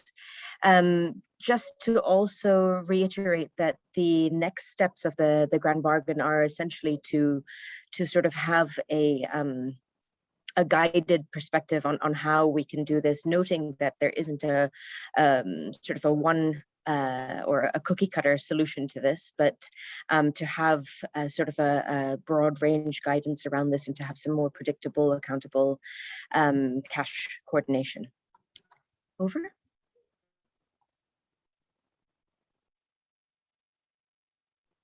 Thank you, Dina. Amaya, I can see that you raise your hand, so the floor is yours. Thanks a lot, and thank you, Dina, for the presentation. Can you hear me loud and clear? Good. Loud and clear, go on. Excellent. So thank you for raising this issue about the cash coordination. As after the Grand Bargain, we were all, you know, pushed and moved towards a better coordination on the ground around our responses, joint program, joint analysis, etc. And actually, in the context of Cameroon, we've developed and we are finalizing MEBs for all the regions, and it's work in progress to work more around the MEBs and have a better holistic response. So my question is, what is the dialogue or the debate that is held at donors level around coordination on the funding and coordination around multipurpose cash? Thank you. Thank you, Amel. I would say that I'm not necessarily positioned to speak on behalf of the donors, but I can tell you that the donors have a donor coordination forum where they meet on a regular basis to discuss many of these issues. I believe actually they just met last week. I have heard from colleagues that they do intend to sit in the caucus in some form or the other, the political caucus in some form or the other. So there will be representation from the donors, whether it be one voice or a few different donors sort of representing the DCF, the Donor Coordination Forum. The DCF is made up of I believe the US, UK, the EU, and the Nordic countries, the Germans as well. I may be missing one or two, but approximately sort of that group, that level. But apologies, I don't have the latest on their conversations at the moment. Over. Thank you, Dina. Angel, do you have any elements to bring there? Or? Well, not necessarily in relation to donors, as Dina mentioned, but as part of the different work streams that have been ongoing for quite some time, I mentioned earlier that during this year, all of the clusters have been working in developing specific sector outcome indicators for multi-purpose cash assistance. In the case of shelter, we have come up with 3 different indicators that are extremely simple, in which anybody, even if they are not shelter experts, they are able to measure them. So the idea is that you don't need technical people to be able to measure these indicators. Now, the important thing is to make sure that in the process of multipurpose cash assistance, the monitoring includes shelter questions. Reason being is that standards of living and conditions of living are perhaps one of the key essential components of people's challenges and people's needs. And if we do not capture this, then it's difficult to be able to make sure that as part of the monitoring, we take into account shelter aspects. You know, when doing multipurpose cash assistance, we tend to look mostly about cash for rent, but it's also the aspect of shelter conditions and the quality of shelter. And when these ones come into place, this is when we need to make sure that, you know, cash may also be considered for shelter rehabilitation or other kind of required assistance. When that happens, we cannot just tick the box in the case of shelter, because when we give cash through multipurpose, it means that, you know, they have the choice to spend it the way they wish. And it may be that in a particular given month, for health reasons or other reasons, money is spent in something else. And for example, is not spent in shelter. So that you provide cash assistance through multipurpose doesn't mean that your shelter outcomes are met. You know, maybe you didn't have the opportunity to repair your shelter and you're still affected by weather conditions outside. And this is why, from the shelter cluster perspective, we always try to make sure that there is appropriate monitoring to make sure that shelter outcomes are being met. And if they are not being met through multipurpose cash assistance, then alternative ways of doing that type of assistance should be considered, whether conditional cash or others.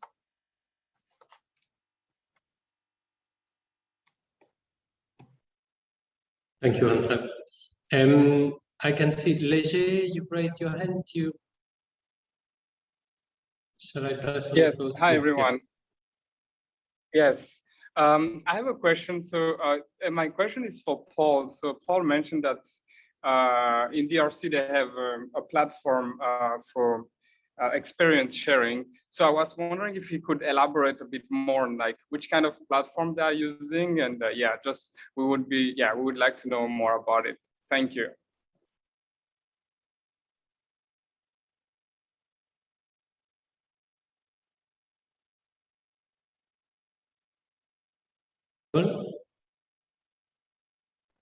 Yeah, maybe to answer and also to bring a. Were you able to hear my question? Yeah. Can you hear me? All right. No, we created the platform to link the FSPs, so the financial service providers, and the aid organizations. So far we have set up a steering committee that is working on the sort of more procedural aspect and which thematic area, which topics to focus on. So it will, I mean, you know, bring together issues that might be sort of the legal environment, operational constraints in the field, as well as procurement. So far we're working with a steering committee, you know, made of 3 aid organizations, the World Bank, 3 FSPs, representative of some ongoing cash programs, and then also the cash working group. And we plan to release this platform to a wider audience as soon as the foundations are sort of more advanced around January. So that responds to a need that we've seen. So we launched a satisfaction survey on service providers for aid organizations last year. We just finished the 2nd edition this year. And we saw a number of challenges: lack of understanding of the other, lack of familiarity with the way humanitarians do their procurement, and also lack of familiarity from humanitarian side on which kind of services FSPs can provide. So we try to bridge this gap and hopefully have some good outcomes on what's the different possibilities from which type of factors to increase sort of collaboration opportunities. I also had the last point, we were talking about donors and funding. I'd like also to reflect that at country level, the different initiatives at global level are also key to us, in the sense that, for example, the SURF allocation, so there was a 80 million envelope for 7 countries back in December. And that's the kind of opportunities that also increase the visibility on cash, and then especially on multi-purpose cash assistance. But yeah, we had an envelope that brought newcomers, new actors that have never done unconditional cash before. And so that also brings, you know, increased interest from the actors, and then it's easier also to advocate on the comparative advantages of cash, and so in this case, unconditional cash. So that kind of initiatives are also key to us having some more visibility and more traction in the field with the different actors. So we also try to be the link with those, and that also put us in the position, you know, to have to coordinate. So with the SURF, because then there's a role also for the cash working groups in terms of coordination. And also we try, of course, to promote cash within the different other funding mechanisms, like, for example, pool funds and so on. So also to link with the global initiatives around funding.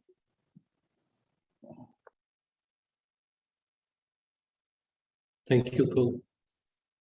Leger, you say, are you satisfied with the response? Is it okay? Yes, yes, thank you. Perfect. Just maybe like a question to you all, maybe to Paul first, but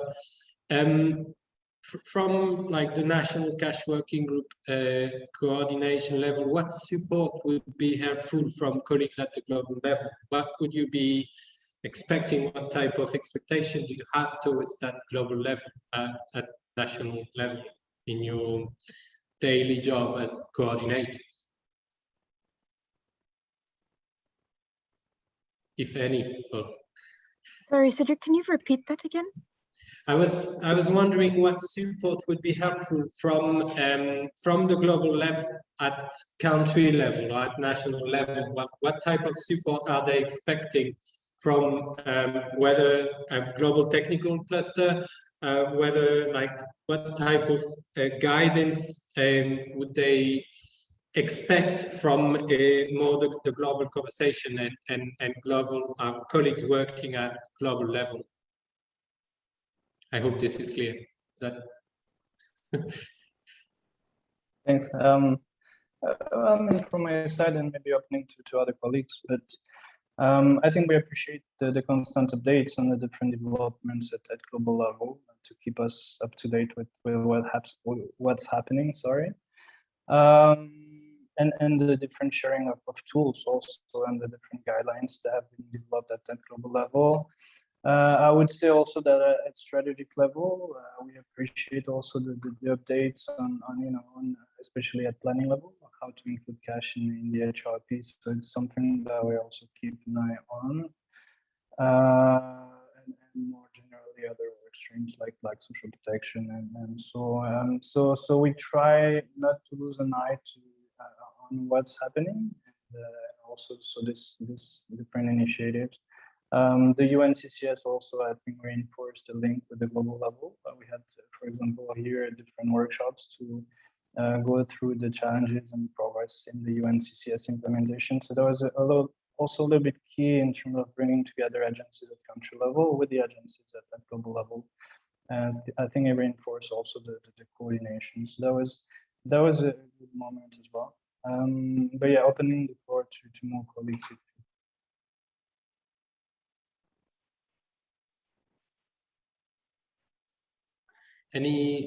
Anybody else from the coordination at national level would like to maybe suggest any type of support that would be very helpful for them?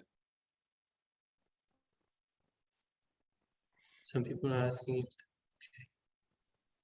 Hello. I mean, hello. Yes. Hello, this is Chukudi from Nigeria. Okay, go on, Chukudi. Yeah. Yeah. For us, one of the lessons we learned during the last review of the self-allocation for the anti-famine Sahel region strategy was the need for the involvement of the cash working group in the other discussions with respect to discussions, including donor discussions on cash response. What you see in the field is that partners are responding based on what the donors have assessed themselves, rather than what are the realities on ground. We'd like to have more participation of the cash working group in donor decisions and strategic decisions of the humanitarian country team. Over.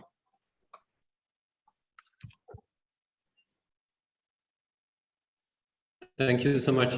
Quite interesting one, and very good point too, like how to ensure that the voice from the field is properly heard at global level. This is quite tricky, and I think Dina, in her first intervention, was saying that there was a need for political leverage to make things move faster somehow.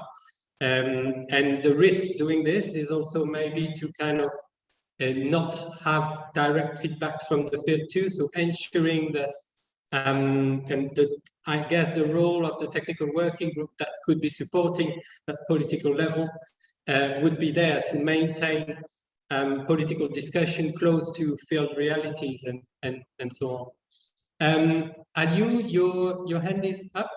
Give you the floor, and then I'll try to summarize what has been said, although it's been quite rich, and I try not to be long and summarize this in French very briefly before maybe we close this session. Aliou? Okay, thank you very much. Thank you, dear panelists.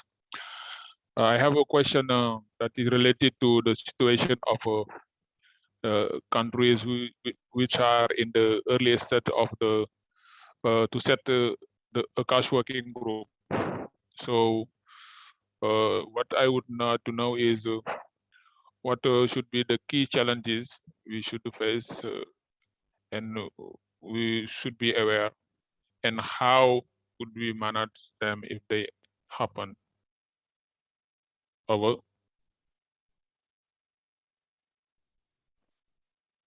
Thank you, Aliou. Who wants to take this one? Maybe Paul or Angel? But what are the, so for countries where they are taking the initiative to start a cash working group at national level, what would be the main challenges, the main keys, and the main steps to follow to set such a coordination group at national level? I think the most important part, at least when starting a cash working group, is that whoever is the coordinator should be very proactive in engaging with all other cluster coordinators, making it easy to make sure that they are engaged and that they are able to participate in the cash working groups, and that there is proper guidance providing to all of the different clusters to make sure that they are proactive in ensuring that cash issues and cash activities are considered within their each cluster strategy. I think that's the most important strategic aspect of the cash coordinator. Now, when it comes to the challenges, I think challenges are very situation specific. And if we are to speak, for example, now about one of the two largest challenges that we are facing now, it's Ethiopia and Afghanistan. Both contexts, we are facing issues of lack of cash in hand. What are the challenges with the financial suppliers in this kind of context, and how we can overcome, cash assistance or different modalities of cash assistance within that context. So I think it's super important that the cash working groups lead the path in how to conduct market assessments and conduct analysis on financial services. So basically not each independent cluster have to do that, but that perhaps that is led through the cash working groups and facilitate this piece of work in a united and coordinated manner. Obviously the issue of lack of cash, such as Ethiopia and Afghanistan right now, it's very difficult to overcome, but it's maybe the considerations on how it can be facilitated. And I think from the very top, discussions and good relationships with the humanitarian coordinator in having some sort of leverage with authorities in making sure that, cash can be provided. Another limitation is plenty of authorities do not really allow the provision of cash assistance. So how to coordinate that and how to make sure that that is negotiated with the right authorities. Dina, would you like to add any advices for our colleagues in countries where cash working groups are being set up? Sure, just one point, and apologies because I also, like Angel, do not speak French, so wasn't able to listen into the earlier sessions, but I hear that many colleagues have already spoken about some of the challenges. It would be great to also maybe get, maybe I can speak to colleagues later, but to understand what some of the challenges are that are being experienced in the region. But maybe just to add to what Angel said, I had spoken about the grand bargain and the next iteration, and the fact that one of the enabling priorities is really committed to localization. So I would also say, we see merit in working with governments and with local partners to strengthen those coordination systems. So just sort of keep that in mind and ensure that also the bridges between the UN, the NGOs and other partners are that we are actually reducing the parallel systems that we've seen in many situations. So just to add that, and apologies, as I said, I'm sure some of this has been iterated through other sessions. Over. Thank you, Dina. No, very useful, because basically we've had only one session so far, and it was around like what are the successes and the challenges that every single cash working group encounter at a national level. So there is no repetition there, and it's very useful. So sorry, I'm going to switch to French for a few minutes because it's been be quiet. Ok, Aliou, donc pour toi, c'est bon. La question d'Aliou concernait des recommandations très pratiques sur la mise en place de cash working group dans certains pays où il n'existe pas encore, et quelles sont les lignes directrices qu'il faut suivre. Angel a pointé 2 points. Alors, je pense que les notes ont été prises et elles seront partagées en français à la suite pour que chacun puisse un peu reprendre les points essentiels des différentes communications. Je fais un petit résumé de la dernière intervention et puis je vais essayer de faire vraiment en 2-3 minutes les points clés des différentes interventions avant de passer la main à Abdullah et à la suite. Et donc la partie de réponse d'Angel était sur le fait que le cash working group doit être proactif pour aller vers les différents clusters de manière à s'assurer leur engagement. Et cette proactivité-là, je pense qu'elle est valable au démarrage, elle est aussi valable dans la gestion des cash working groups qui sont déjà établis. Donc c'était un point, je pense, important, et c'est pour ça que je prends le temps de le traduire là. Il y avait un deuxième point sur le fait qu'il était clé d'établir des guidance, donc des lignes directrices qui étaient fournies directement au cluster lead pour qu'ils sachent comment rapporter l'information vers le cash working group, et que cette information-là, enfin ces données, créer de l'information, puisse être gérée au niveau du cash working group. Enfin, il y a une idée aussi qui est, donc il a pris l'exemple de l'Éthiopie et de l'Afghanistan avec le fait que les défis sont souvent très contexte spécifiques, mais il y a un rôle sur lequel le cash working group peut prendre un petit peu la main, c'est surtout ce qui est market assessment pour l'évaluation des marchés, pour l'identification notamment des services, je mélange tout, pardon, service provider, les fournisseurs de services pour les aspects financiers. Et je pense que voilà, et le point de Dina était surtout donc sur un des éléments forts de Grand Bargain 2.0, c'est cette idée de localisation, et donc faire en sorte, quand on met en place ces cash working pays, de s'assurer dès le démarrage qu'on n'est pas en train de créer des structures parallèles à ce qui existe déjà en place, que ce soit au niveau gouvernement ou du marché local, mais qu'on s'appuie là-dessus pour aller directement dans la mise en place dès le démarrage vers cette idée de localisation.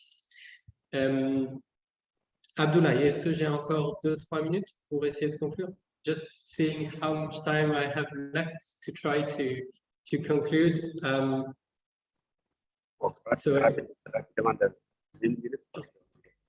Okay, I've got a minute left. So, alors. Cédric, si peut-être je peux ajouter un dernier point sur la. Oui, bien sûr. Vas-y, Paul. Ouais. I just also wanted to mention the importance of having the buy-in from the strategic level, especially. So if I take the case of Congo, for example, on the foundations of cash coordination, we've had cash in the country since 2006. And then a few years later, in 2010, some people started to come up together, originally CARE with the food security cluster, also some shelter and FI actors. They realized the need to have some kind of cross-sectoral coordination. And then they started to have national workshops and so on. And so it was really an operationally driven request to have a cash coordination, which is quite interesting. And so the request was really coming from the field. And then, so the cash working group was established in 2010 in the East. But then they realized at the strategic level that they need to have the structure also at national level. And so the HCT came together in 2016 here and made a recommendation to have a cash coordination structure. That would be under the oversight of the intercluster. So I would say that it's also very key to get the support from the humanitarian country team if you want to be successful in the different activities. And then as mentioned, I think at a very day-to-day basis, what you need to come up with is ways to interest the actors. They need to see what you can sell to them and how they will need it. And they will not just come if you have nothing to necessarily to tell them. But if they see that they can get from you a number of, it might be tools, it might be guidance, and so on, that's the way to interest them. And then you will become a bit more necessary for them. So that would be I think the key to get credibility is to really understand the demand, whether it's just operational or strategic level, but really understand where this comes from, what are the expectations, maybe do like, a quick survey or something, and see how you can get the actors to have their buy-in, basically. Over. Thank you, Paul. So I'm just going to try to conclude by translating this part, and then I'm going to thank all of you and conclude. Donc, Paul a rajouté un point sur donc en anglais, le buy-in, sur la construction d'un référentiel commun en fait entre tous les acteurs par rapport aux attentes vis-à-vis de ce cash working group là, pour s'assurer finalement qu'il y a un accord et des attentes communes dès le départ pour qu'on sache où aller. Et peut-être que ça peut se faire, notamment, il disait sur la fin, via un petit questionnaire aux différents clusters et au niveau stratégique et au niveau politique aussi, pour s'assurer que le cash working group soit en adéquation avec les attentes des différents acteurs qui vont le composer et créer aussi un effet d'attraction au niveau du groupe pour l'ensemble des différents clusters et des différents secteurs techniques. So I thank you so much, Dina, Angel, and Paul, for your time. I've tried to, I think it would have been useful from my side to make a short summary of your intervention in French after every single little exposé. I apologize for that. Je m'excuse. So I'm going to translate. Je m'excuse auprès de l'audience qui est principalement francophone pour le fait de ne pas avoir anticipé peut-être un besoin de traduction directe en français ou un court résumé des interventions. J'avais pas en tête forcément ce besoin-là. Bon, ce qu'on va s'efforcer de faire, je pense, avec Abdoulaye, peut-être c'est reprendre un petit peu les points clés des interventions et puis essayer de les traduire en français pour que tout le monde puisse un peu avoir ces points clés en tête à la suite de la session. So on this, just to conclude, I was just saying to everyone that we are going to try, Abdoulaye and myself, to take the key points of your interventions today and try to translate them in English so we can share with all participants and eventually continue the conversation over the coming hours, coming days. So thank you so much, Dina. Thank you, Angel. Thank you, Paul, for your time.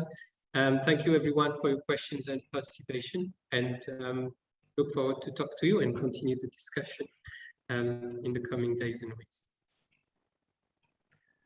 Thank you and good luck.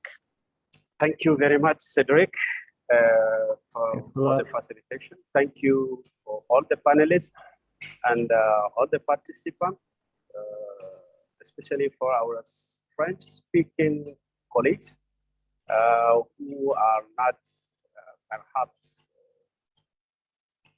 like really fine with this session dedicated in English, but apologize for that. We will try to provide a summary of the discussion and share with you. Thank you very much. So now I will go straight to the next and last session of the day. It's about the training needs, but I will continue, unfortunately, for our English-speaking colleagues, I will continue in French. Thank you very much. Merci beaucoup. Donc, la dernière session de la journée, ça va être les besoins en formation. Quels sont ces besoins et comment nous pouvons aider à répondre à vos besoins en tant que cash de façon générale. Alors, la session, comme vous l'avez vu dans l'agenda, c'est en deux temps. Je vais d'abord présenter ce que nous offrons au niveau du CALP, puis après, on aura des groupes de discussion pour que vous identifiez les besoins prioritaires et puis comment vous pensez que nous, on peut aider à les couvrir.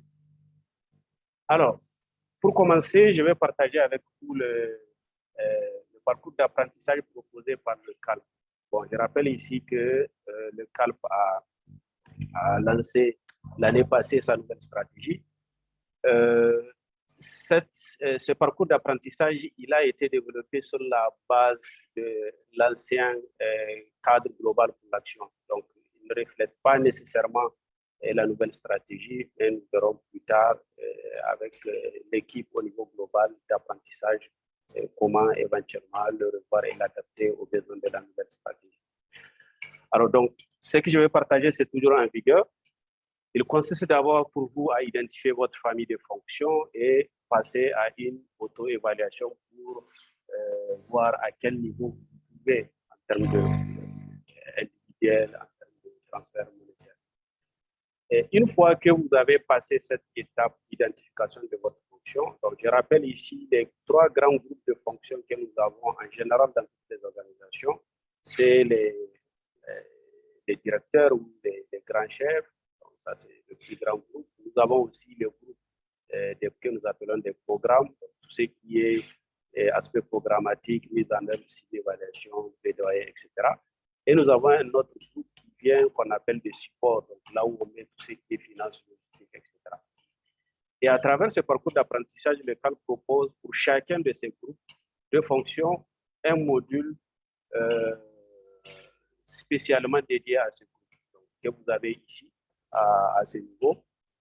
Mais au préalable, avant de compléter ce module, un de ces modules standards, vous devrez aussi compléter les fondamentaux, donc, qui sont les prérequis à toutes nos formations. Quelle que soit la formation, vous devrez en principe compléter ces fondamentaux. Donc, vous avez les fondamentaux de fonction monétaire et une autre introduction à l'analyse des marchés. Et vous avez encore, juste après, juste en dessous, vous pouvez aussi compléter vos compétences sur le Cash Learning Hub. Donc, c'est une plateforme d'apprentissage qui est hébergée par Kaya, donc, qui est la plateforme de Humanitarian Leadership Academy, qui nous a donné une fenêtre où nous postons tous nos matériels et nos formations en ligne, donc, que vous pouvez compléter avec des scénarios pratiques et autres. Et après, vous avez aussi les formations spécialisées, en plus des formations standards, qui visent les trois groupes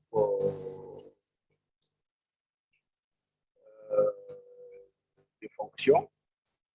Donc, les formations spécialisées, c'est ceux qui abordent des thématiques genre marché, genre suivi, protection sociale. Donc, le CALP a en plus des formations spécialisées dédiées aux différentes fonctions, à développer des formations spécialisées qui sont ouvertes à tous.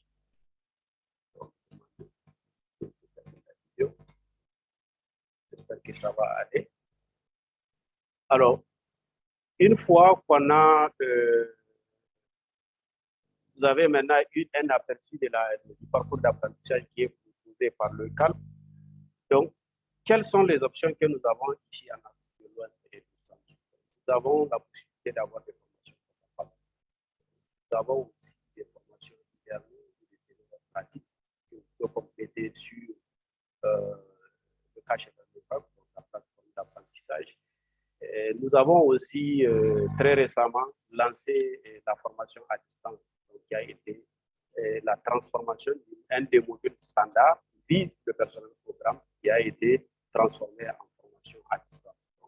C'est une formation de 5 jours, mais qui a été transformée en un parcours d'apprentissage d'une semaine que vous pouvez compléter à distance à partir de votre boulot, dans votre travail. Donc, ça ne nécessite pas que vous restez pendant 5 mois, 3 mois, 3 journées. C'est juste que vous en aurez besoin juste à des moments à participer à des ateliers. Et enfin, nous avons aussi la certification. Donc là, la possibilité de devenir un formateur certifié. Et ici, vous aurez besoin de participer à une formation de formateur et saisir une opportunité pour co-faciliter et encadrer, évaluer par un formateur certifié et agréé pour le faire et puis pour décider enfin si vous pouvez être certifié ou pas. Donc voilà les 4 options que nous avons. Bon, maintenant, pour avoir un peu plus en détail par rapport aux différentes formations, que ce soit les formations prérequis, donc vous voyez sur ce tableau, les versions que nous avons qui sont pratiquement en anglais ou en français. Donc, Abdoulaye, oui. Excusez-moi, mais nous ne pouvons pas vous entendre très bien au moment. Peut-être vous pouvez éteindre la vidéo. Ah, vous l'avez fait. Oui, Oui. D'accord. Peut-être on peut réessayer. Ok. Bon, je ne sais pas. Maintenant, on m'entend? Je crois que c'est mieux. Et pour les autres? Mieux pour moi. Ok. Super. Alors, donc, de façon plus détaillée ici par rapport aux formations standards et aux formations spécialisées, donc vous avez vu ici, pratiquement nous avons des modules qui sont en français et en anglais en même temps. Pour l'essentiel, c'est déjà traduit en français et en anglais. Et vous avez aussi, dépendamment du type de formation, vous avez le nombre de modules. Et il y en a d'autres qui sont en même temps face à face ou en même temps à distance, comme l'exemple que j'avais. Excusez-moi encore, Abdoulaye. Encore, il y a de la bruit. Oui, peut-être si vous avez un casque, ça sera mieux. Oui, c'est le casque que j'utilise. Tu sors un peu entrecoupé, Abdoulaye. Oui. Je vais changer de casque dans ce cas. Oui, on entend des acouphènes, donc c'est peut-être le micro qui Oui, c'est peut-être que le micro qui...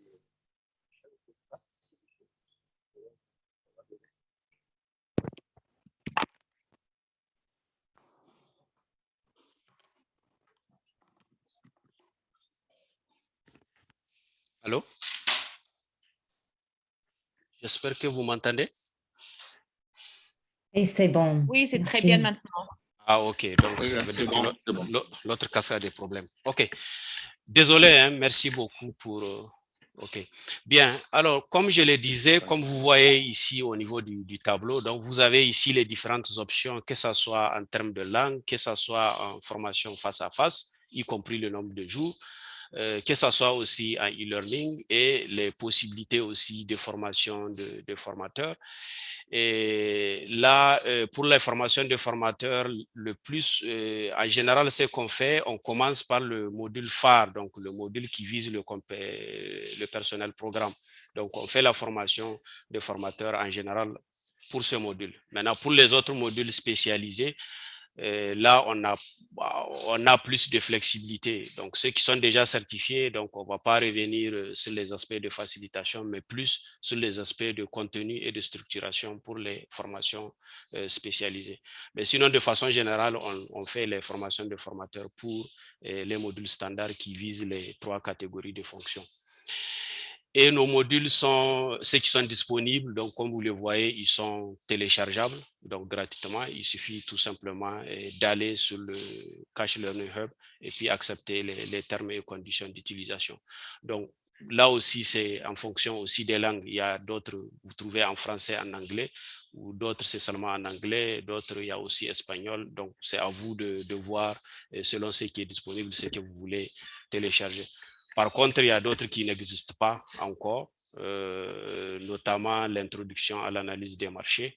Bon, ça, c'est des prérequis. Donc, et puis, ce n'est pas un module aussi qui a été développé par le CALP, ça a été développé par IRC. Il y a aussi le module de coordination. Bon, là, c'est parce que ce n'est pas un module en tant que tel, mais on conçoit la formation en fonction des besoins, quoi. Donc, c'est toujours mis à jour, d'où on n'a pas besoin d'avoir un module comme ça standard. Donc, à chaque fois, on met à jour en fonction des besoins et des demandes. Alors, comment y accéder rapidement? Donc, généralement, on répond à la demande des cash working group ou bien des organisations individuelles. Mais par contre, les scénarios pratiques, les e-learning, ils sont gratuits et accessibles au niveau du Cash Learning Hub.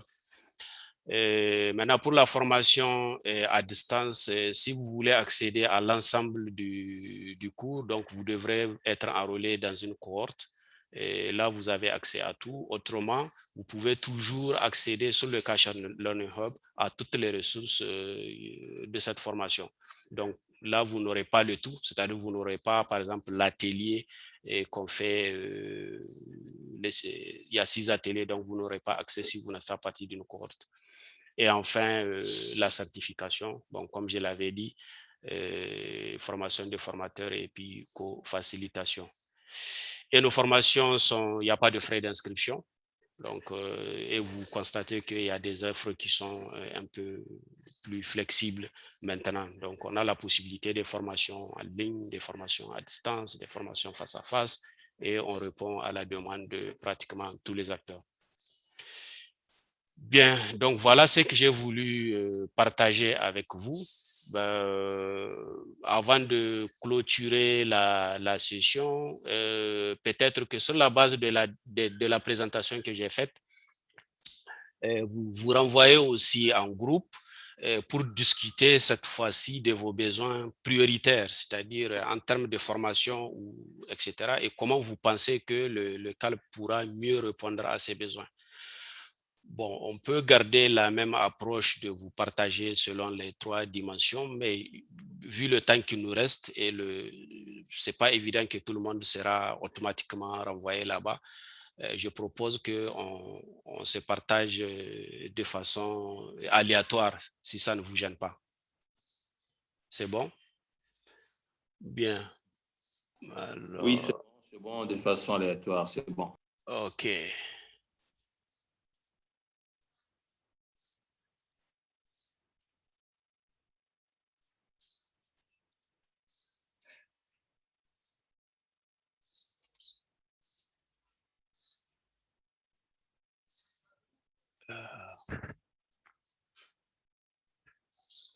Je ne sais pas si vous les voyez.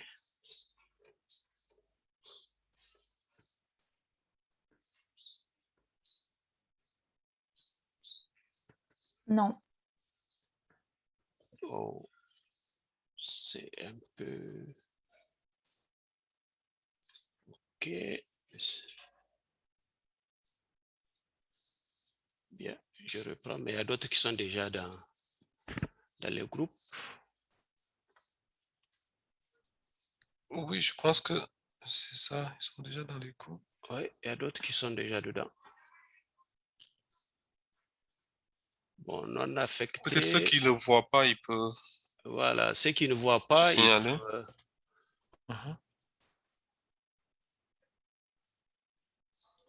Je pense qu'il reste 5 personnes qui ne sont pas encore... Voilà, c'est ça. Bon, je pense qu'il y a seulement... La plupart. Ouais, en plus, il y a certains qui sont partis, je pense. Comme Oui. quitté déjà. Ouais. Ouais, mais sinon, l'essentiel sont déjà dans les groupes. Ouais.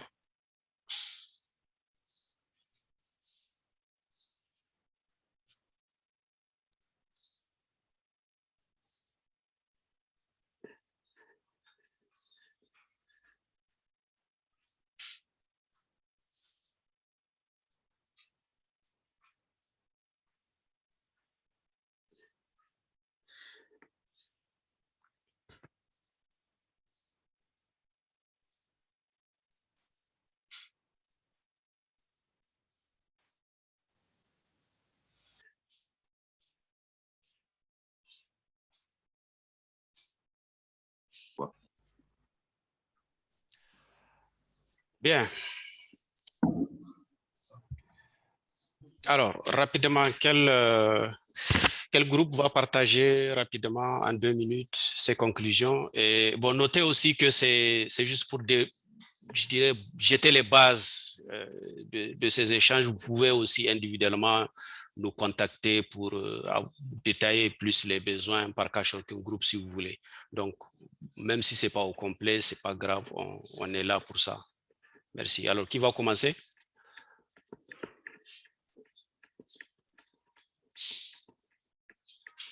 Volontaire. OK. Ouais. L'Afrique centrale? Oui. OK. D'accord. Donc, les conclusions de nos différentes discussions de groupe se résument comme suit. En fait, en termes de besoins en formation dans la zone, nous avons pensé d'abord qu'il y a un fort besoin de formation des formateurs cadres. Parce que parfois, il y a beaucoup de demandes. Il y a les organisations qui demandent des formations au niveau du Working Group. Mais parfois, il y a aussi un déficit de formateurs agréés. Donc, il y a un besoin vraiment de formation des formateurs. Après cela, il y a les analyses préliminaires. Il y a une formation sur les analyses préliminaires, au cash, particulièrement les analyses de marché, les analyses des risques, les analyses des modalités et aussi le MIB. Une approche standardisée, MIB, aussi pourrait être intéressante dans la zone. Donc voilà de façon succincte les différents besoins en formation résumés pour le groupe Afrique centrale. Merci. Les membres du groupe pourront apporter des compléments d'information aux besoins. Merci. Merci beaucoup, Ibrahim. C'est bon, donc on peut aller au prochain groupe.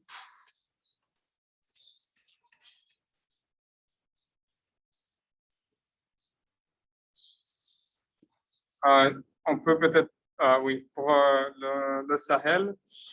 Bon, on a aussi, on s'est mis d'accord que c'est vrai qu'il y a un besoin de formation, mais de formation de formateurs, comme l'Afrique centrale vient de le dire aussi. Mais l'idée, c'est vraiment, oui, créer un noyau de formateurs parce qu'il y a un grand problème de rotation des staff. Donc, il y a des gens qui ont été formés qui ont reçu ces formations de formateurs, mais qui ne sont plus dans le pays. Ou bien même s'ils sont dans le pays, ils ont trop de charges de travail parce que ils sont pas bon. Leur travail à plein temps, c'est pas être formateur. Donc, ils ont d'autres tâches à accomplir. Et ce qui a été suggéré aussi, c'est qu'il serait important de vraiment mettre un accent sur les organisations locales aussi pour la pérennité. Donc, vraiment faire un mélange des deux et pas juste se focaliser sur les organisations internationales. Mais une fois que ce noyau de formateurs est en place aussi, ça permettra de pouvoir décentraliser ces formations et former les gens dans d'autres régions du pays, pas qu'au niveau national aussi. Donc, ça, c'est pour le Sahel. Je ne sais pas s'il y a un collègue qui veut ajouter quelque chose. OK. Merci beaucoup. Léger. Il y a des ajouts? Visiblement, non. Et le troisième groupe?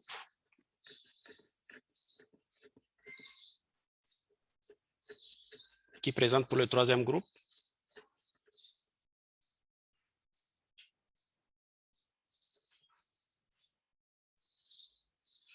peut-être celui qui présente, il vérifie son micro. Ok, donc je vais essayer de faire un petit résumé de ce que le troisième groupe a retenu. Donc le troisième groupe semble être intéressé aussi par les besoins en formation des formateurs. Et il faut surtout noter que dans ce groupe-là, il n'y avait que les collègues du PAM. Donc les discussions n'ont pas vraiment beaucoup avancé. Sorry, est-ce que vous m'entendez? Oui. Voilà, donc je disais que dans ce groupe-là, malheureusement, il n'y avait que des collègues du PAM. Donc il n'y avait pas beaucoup d'interaction pour la simple et bonne raison que peut-être il y a lieu d'harmoniser davantage sur certains aspects et que peut-être qu'ils pourront essayer de faciliter davantage les approches, que les approches soient beaucoup plus coordonnées. Voilà, donc c'est un peu ce qui est ressorti. Mais par contre, par rapport aux besoins, je pense qu'il y a un seul besoin qui a été identifié et que ça porte sur la formation ou le renforcement des capacités pour les formateurs. Bon, merci. Merci beaucoup, Aliou. Merci beaucoup à tous. Donc, si je peux résumer ainsi, pour l'essentiel, il y a les besoins en formateurs certifiés au niveau de la région. Donc, nous sommes bien conscients de ça. Mais nous sommes aussi soucieux de la qualité aussi des formations. Donc, le processus pour l'instant qu'on a pour la certification prend un peu de temps, comme vous pouvez l'imaginer.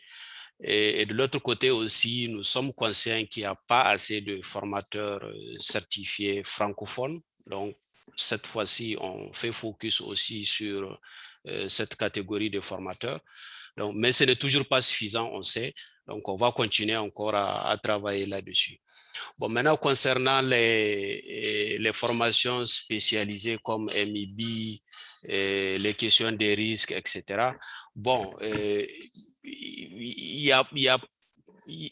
a pas de formation genre spécialisée sur le MIB, quelque chose comme ça. Mais c'est des aspects aussi qui sont abordés soit dans les formations standards, notamment pour le personnel programme, mais aussi dans un autre module spécialisé qu'on appelle formation sur les analyses des options de réponse. Et là-dedans, vous retrouvez aussi cette question des risques, d'analyse des modalités, etc. Donc, j'ai juste présenté les noms du module, mais je n'ai pas présenté la structuration des différents modules. Mais comme je l'avais dit, c'est des aspects, si vous voulez, individuellement, chaque working group peut nous contacter et là, on verra de façon beaucoup plus détaillée quels sont les besoins et comment on peut vous aider à les couvrir. Et un dernier point pour conclure, c'est notamment la disponibilité des formateurs. Donc, on veut bien former des staffs des organisations et vous avez aussi soulevé la question de leur disponibilité, surtout s'ils ne sont pas, puisqu'ils ne sont pas dédiés uniquement à ça, ils ont d'autres charges. D'où justement, on ouvre nos formations de formateurs à des consultants indépendants. Donc, ça, c'est leur business, ils sont plus disponibles. Et on fait aussi attention aussi à essayer d'avoir le maximum de formateurs francophones, consultants indépendants. Mais on est conscient, comme je l'avais dit, c'est pas suffisant. Donc, le travail continue. Donc, on va continuer encore à le faire les prochaines années pour essayer de réduire autant que possible les gaps en termes de formateurs certifiés. Voilà ce que je voulais dire et qui va être la conclusion de la session et aussi les conclusions de la première journée de notre rencontre.